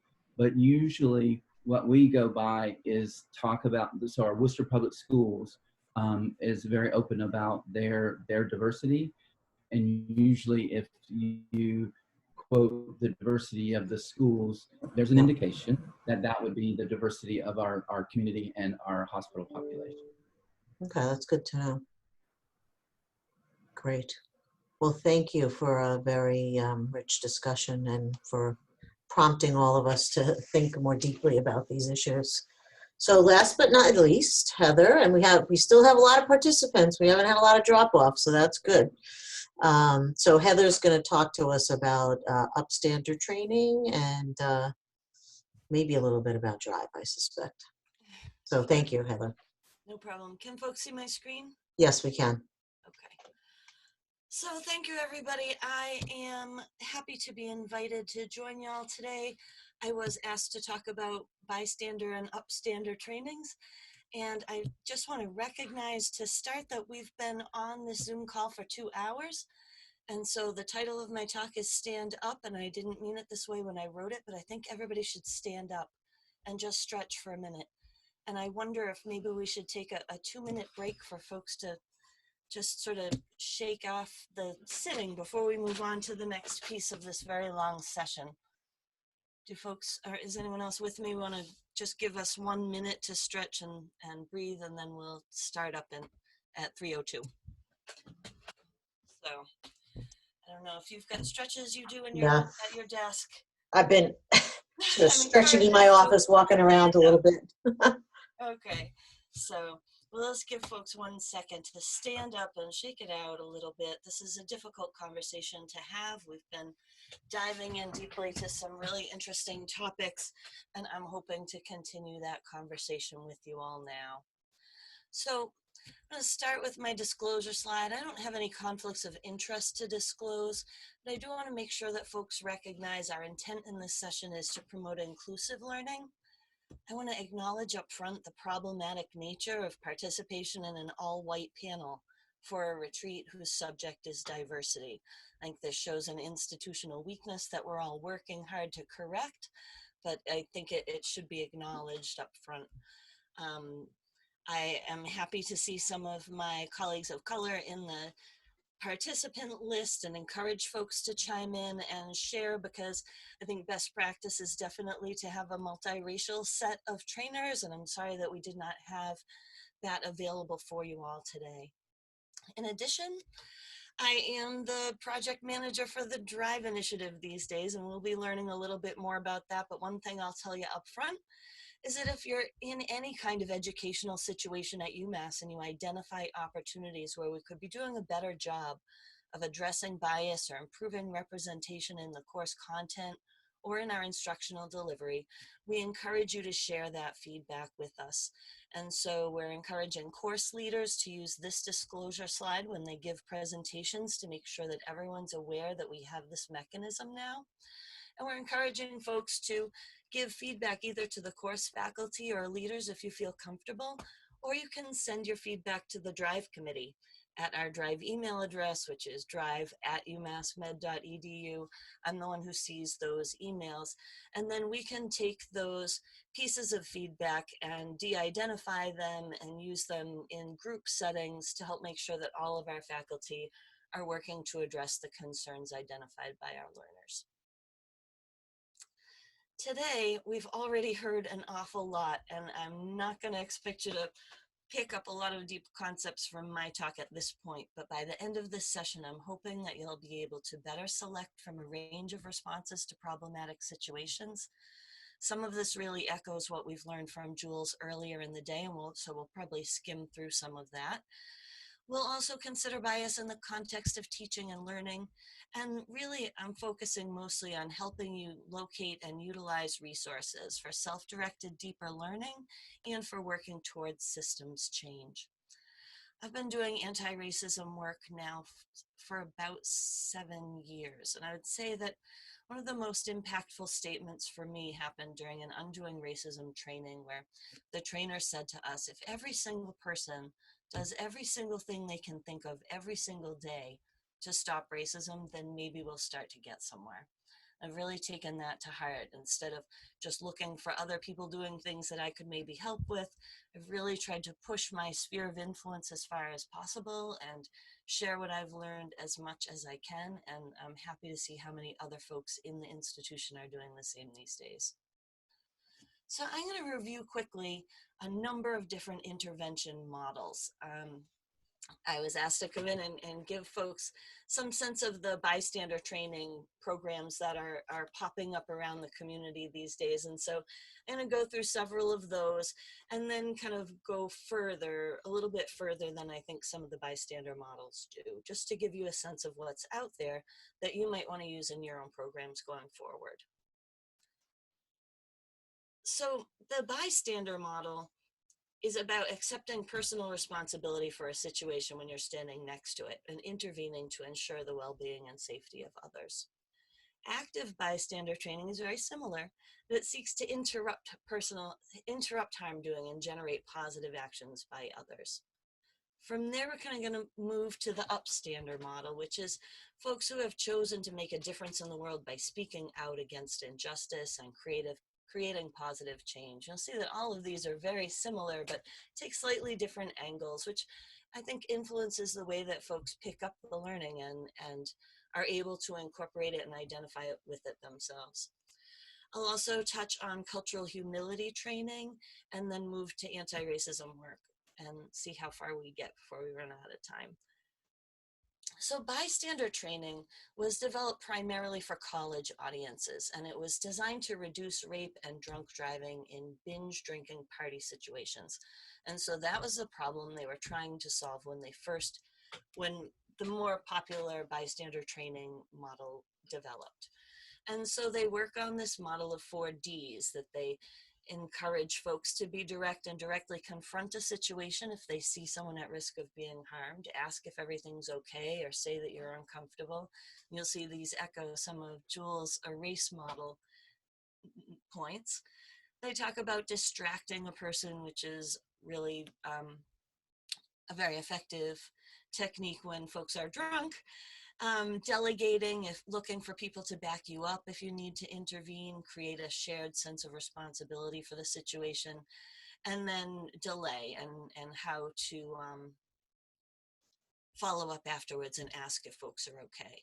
Bystander training is also being used these days locally for domestic violence interventions. What would you do if you were in a public space and you saw someone behaving improperly with their partner?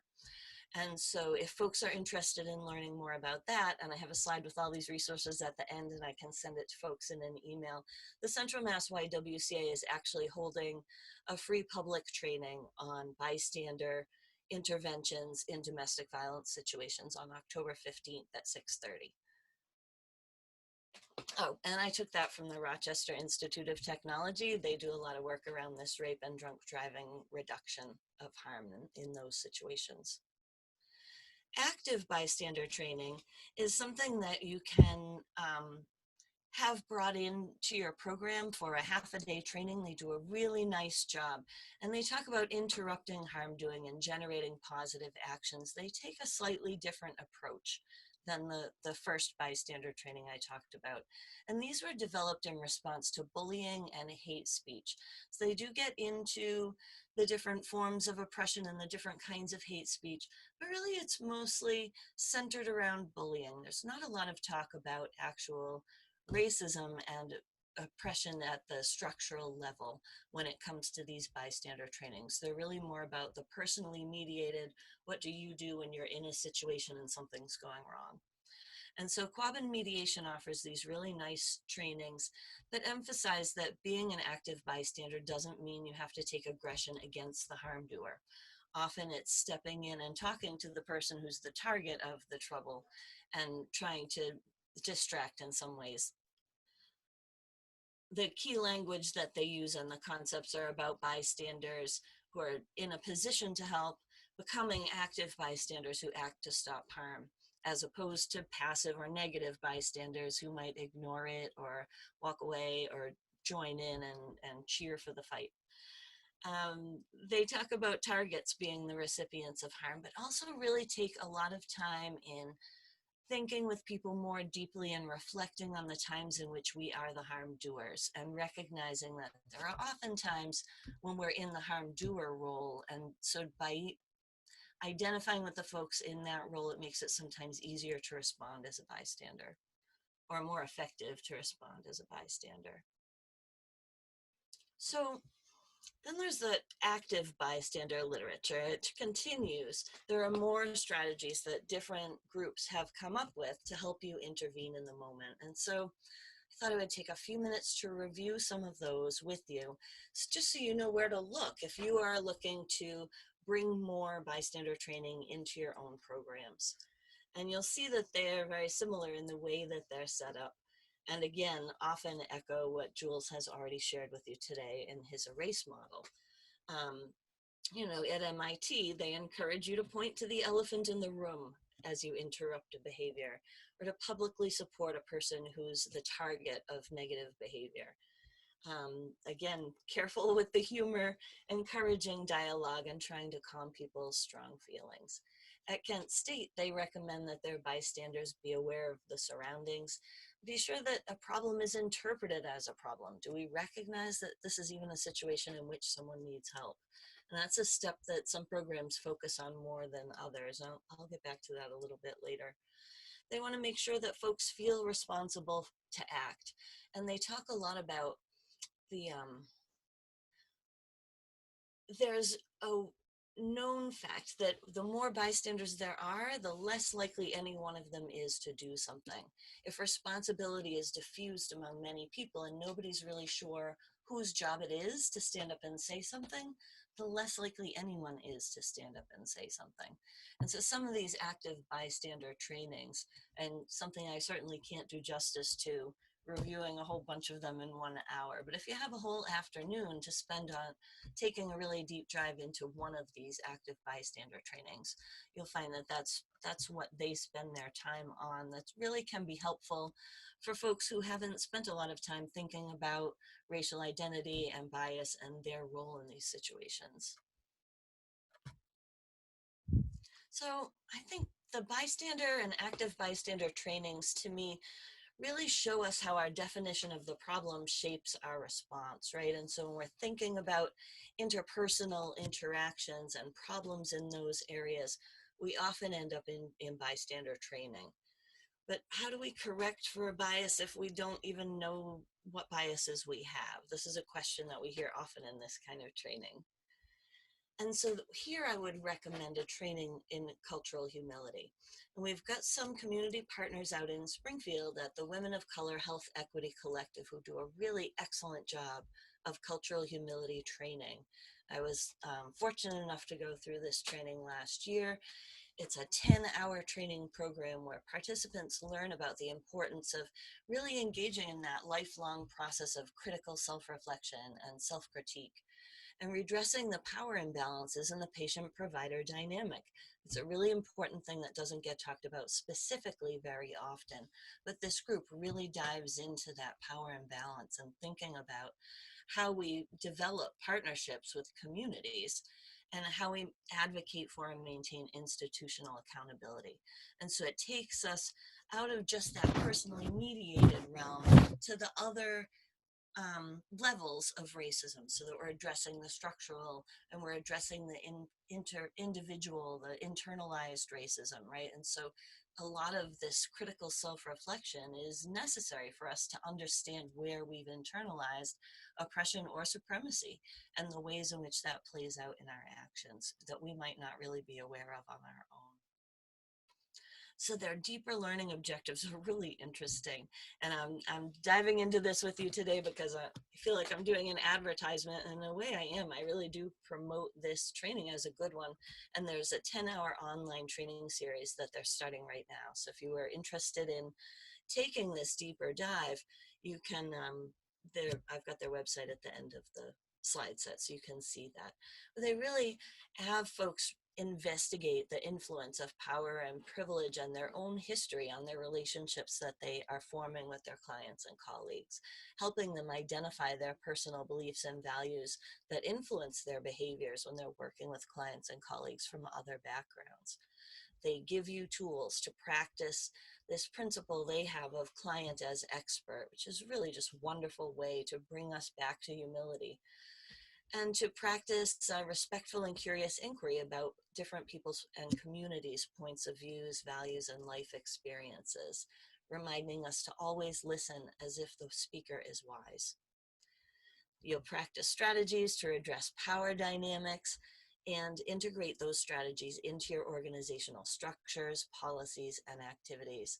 If I had been given 10 hours, I might have been tempted to try and dive into some of this with you, but in my 1 hour, I can at least let you know this is out there and available for you for free.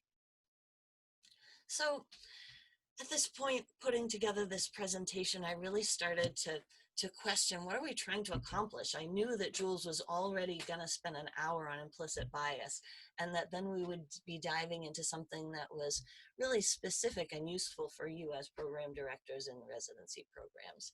So taking a step back, I think, you know, if our goal is to eliminate the mistreatment of learners at the personally mediated level, then the bystander and upstander strategies do a great job of helping us kind of deal with those moments. If our goal is to eliminate health disparities and achieve health equity, then the solution is really to address racism at all 3 levels and not just that interpersonal, right?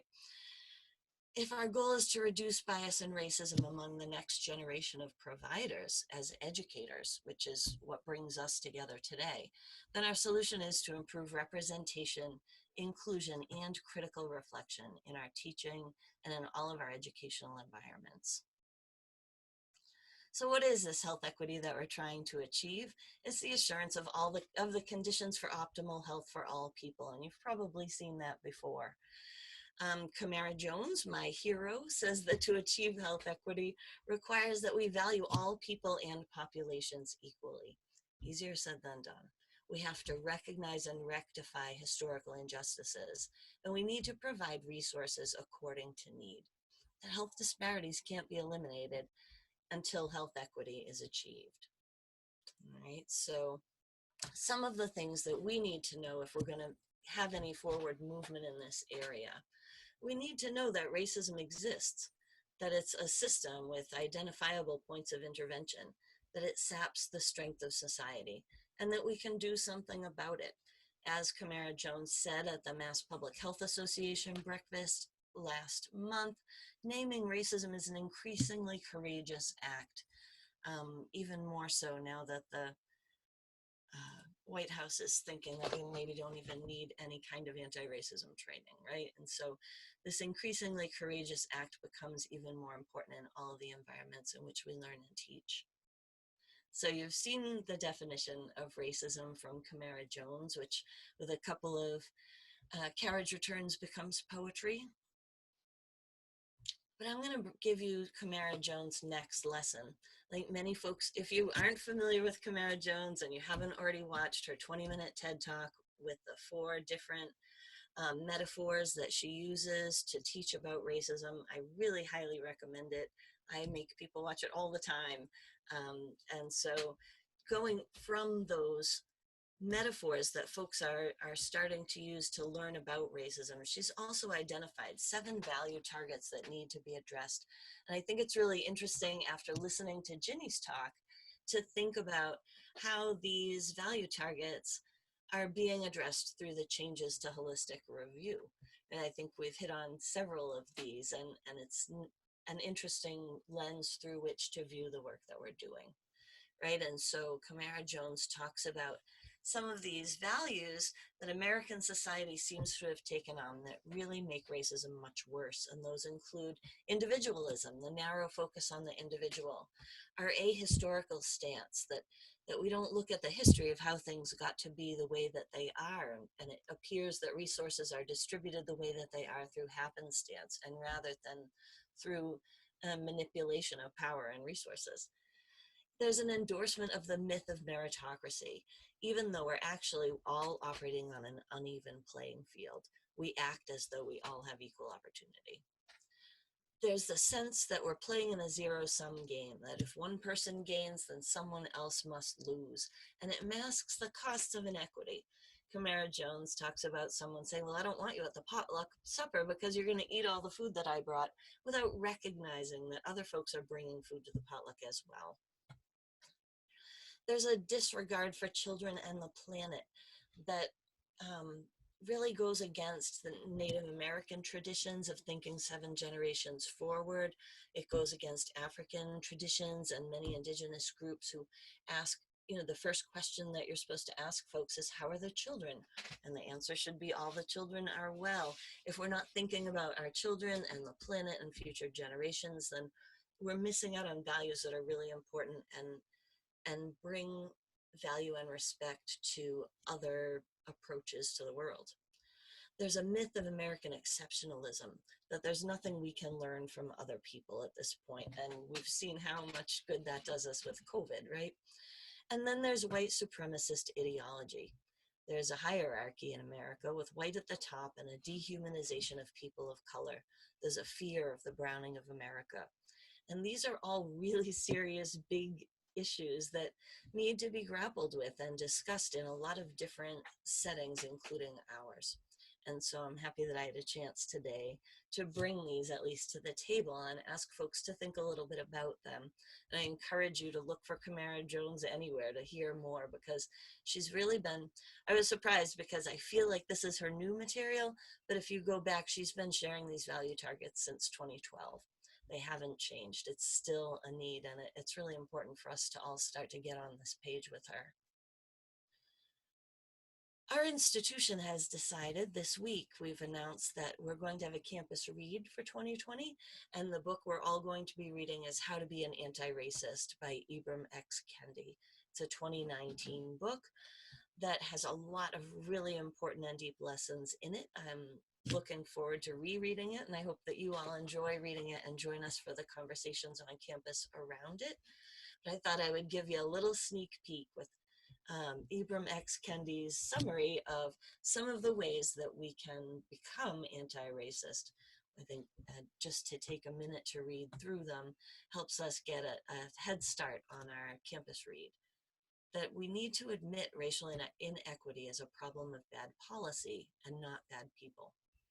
Identify racial inequity in all of its intersections and manifestations. We need to investigate and uncover the racist policies that cause racial inequity. We need to invent or find anti-racist policies that can eliminate racial inequities. We need to figure out who or what group has the power to institute anti-racist policy, disseminate and educate about the uncovered racist policies and anti-racist policy correctives. See, we're doing all of this with the holistic review, isn't it great? We need to work with sympathetic anti-racist policymakers to institute those anti-racist policies, deploy our anti-racist power to compel or drive from power unsympathetic racist policymakers in order to institute those anti-racist policies. Monitor closely to ensure that policies reduce and eliminate racial inequities. And when policies fail, we have to remember not to blame the people, but to start over and seek new and more effective anti-racist treatments until they work. And then finally, monitor closely to prevent any new racist policies from being instituted, so that we can see that Ibram X. Kendi is very strongly focused on policy and on really looking at the ways in which we can change structures to reduce inequity, regardless of who the individuals are working within the systems. I'm going to wrap up this piece with 10 keys to everyday racism, and this is a really neat 30-day challenge that folks are welcome to click around and find and learn from. The folks from the anti-racist table say at the table, both metaphorically and literally. We work, nourish, celebrate, strategize, grieve, grow, learn, and fight together and alone for these 10 areas. So you'll see the very first key to everyday anti-racism is education. I'm going to try and bring this back to campus now and back to the work that we're doing as teachers and share with you some tools that we've developed here on our own campus through the DRIVE initiative. I'm talking fast. I'm going to have plenty of time for questions and conversation afterwards. So the DRIVE initiative is designed to help faculty, students, and staff in their efforts to identify and remove bias while increasing representation. And so we're doing that in 3 ways. We're providing tools and information to help increase awareness of and sensitivity to bias in our educational activities and in our materials. We're offering resources and education for faculty to help align their teaching materials and their learning environment with our values of diversity and inclusion. And then finally, we're hoping to engage faculty and learners in the assessment of teaching and education so that we can better promote bias-free and representative educational experiences for all. So we have a pretty robust DRIVE committee, and you are welcome to join us in the work. Our committee is developing subcommittees right now where we're building out new arms to work on different areas of this work. Right now, our primary tool is something that we call the curriculum appraisal tool. And so I'm happy to share this with you briefly today. And I will remind you of how to find this and other resources that can help you to review the materials that you're currently using in your teaching and make sure that you're driving, that you're working on diversity, representation, and inclusion for value in education. So there's our DRIVE mnemonic. So for the purpose of DRIVE these days, we define bias as disproportionate weight in favor of or against one thing, person, or group compared to another, usually in a way that's considered to be unfair. We ask folks to follow a couple of best practices, one of which we demonstrated at the beginning of my presentation today, right? That I included a message at the beginning of my presentation about my intent to promote an inviting and inclusive learning environment and to avoid bias. The DRIVE curriculum appraisal tool then goes into 4 different sections. You can see on the tool that on the right-hand side is a list of different characteristics, many of which Jules talked about in our 1 o'clock presentation. And these are different dimensions on which folks often face oppression or bias. And so we wanted to just kind of keep those at the front of people's minds as they were reviewing their academic materials and the things that you use in your teaching to make sure that you're considering all of these dimensions and that you're being representative when considering them. The DRIVE tool itself has 4 sections, and we've developed a series of workshops to help folks come in and do a deeper dive on any one of these sections. And so we've been doing some didactic workshops that are more just presentations. We've done some grand rounds, and now we're starting to do more interactive workshops where we're going to ask folks to bring their own teaching materials in with them, and we're going to do a deeper dive in these different areas in small groups. And so you may want to learn more about language and terminology, to think about, are you using person first language and terminology in your written materials and in your discussions? Do you use appropriate and inclusive language? Do you know what that means, inclusive language? As you'll see, this is a very brief worksheet that you can print and have next to you on your desk while you're reviewing your teaching materials. But there's also an online version where you can click into each of these questions and be directed to further resources. So you can read an article or 2 about person first language and terminology. You can read up more and see some examples and exercises on using appropriate and inclusive language and terminology. So we're building these resources now. They are definitely a work in progress, but they're really good work in progress. And it's a resource that can be valuable. And we've had feedback from faculty in the pilot program, and since we've gone live with it, that it has actually been really useful for folks who have made changes to the materials that they use and reconsidered the way that they teach certain diseases based on what they've learned going back and reviewing the materials they've been teaching for many years. The second side of the sheet brings us to the other areas in which we encourage people to reflect and review their teaching materials. And so we ask you to think about your research and references. Is the literature or research that you're citing up to date with respect to terminology and classifications with sampling bias? Does your study methodology distinguish between biology and sociology when they're defining populations and interpreting results? This is really important stuff. if we acknowledge and know that race is a social category or political category and not a biological one, we need to go back and make sure that we're not relying on old science that was developed before we had those understandings. Section 3 is about images and media. To me, this feels like the most obvious and easiest place to start when we're reviewing our teaching materials. Are you using images? Are you sharing slides or video clips? And if so, are they representative of a range of characteristics? Can you be perceived as promoting a stereotype by the images that you're using? And can you rethink that and give a more broad perspective? We actually have a student doing a capstone right now developing an image library with more diverse images. And so if you go into the Drive tool, that online tool I was talking about, there's a place where you can push a button and request a more diverse image. So if you're trying to teach about a certain disease state and you can't find the image that would work, you can put in a request and we'll have our student Drive members go out there and find you an image that will work to help you with your materials. The fourth section of the Drive tool is case studies. People use a lot of case studies, and we have all been taught different ways of doing those presentations, and depending on when you went to medical school, you may or may not be including specific demographic characteristics in your case presentations. And the Drive tool encourages you to think more carefully about which characteristics or demographics you are including in your descriptions, where you're including them within a case study, and why that characteristic is included and relevant to the case if you're including it. So all of the Drive materials are available for you to use.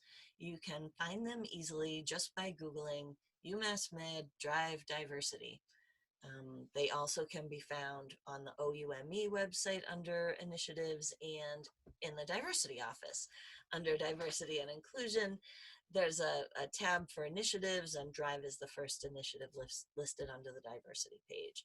So you can find these materials in all those places. I've also included the link in my resource page, which is right here. So this is the end of my official slides for this afternoon, and we have a half an hour left, and so I'm happy to take questions and conversation. I have not seen the chat since I started talking, so I'm unclear as to what questions there might be. So I'll stop talking now and let someone else chime in with questions. Great. Thank you very much, Heather. That was really action-packed, but a lot of really good information. So maybe if you could send us the resource page, just that page, and I can get it out to everybody, that would be great. Absolutely. And the other thing is, I know you told people how to get the Drive document. The easiest way that I usually do it is I go onto the UMass Med website, I type in Drive in the search engine, and it comes up. It's on the OUME page right now, I believe. It's you can get to it from diversity too. Yeah, it's really good work. So Thanks. Yeah, so we have plenty of time for questions, discussion. For Jules had to leave, but for either Ginny or Heather Lynn. And I would highly recommend that you participate in the campus read. I've read the book as well, and very recently. So it's a really important book to read, I think. So let's see, similar to unconscious bias training modules, have you come across any modules or trainings on how to identify microaggressions? Thank you to all the speakers. That is a really good question. I think microaggressions are tricky.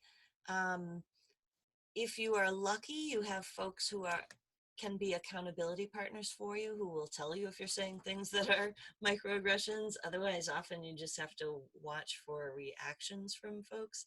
I don't know if Jules has access to any modules or online trainings that would help you with identifying microaggressions. I would say that the cultural humility training I talked about and sort of the deep reflective exercises that they bring people through can help folks to identify where they may be committing microaggression or be holding on to biases that are being expressed in their daily behaviors.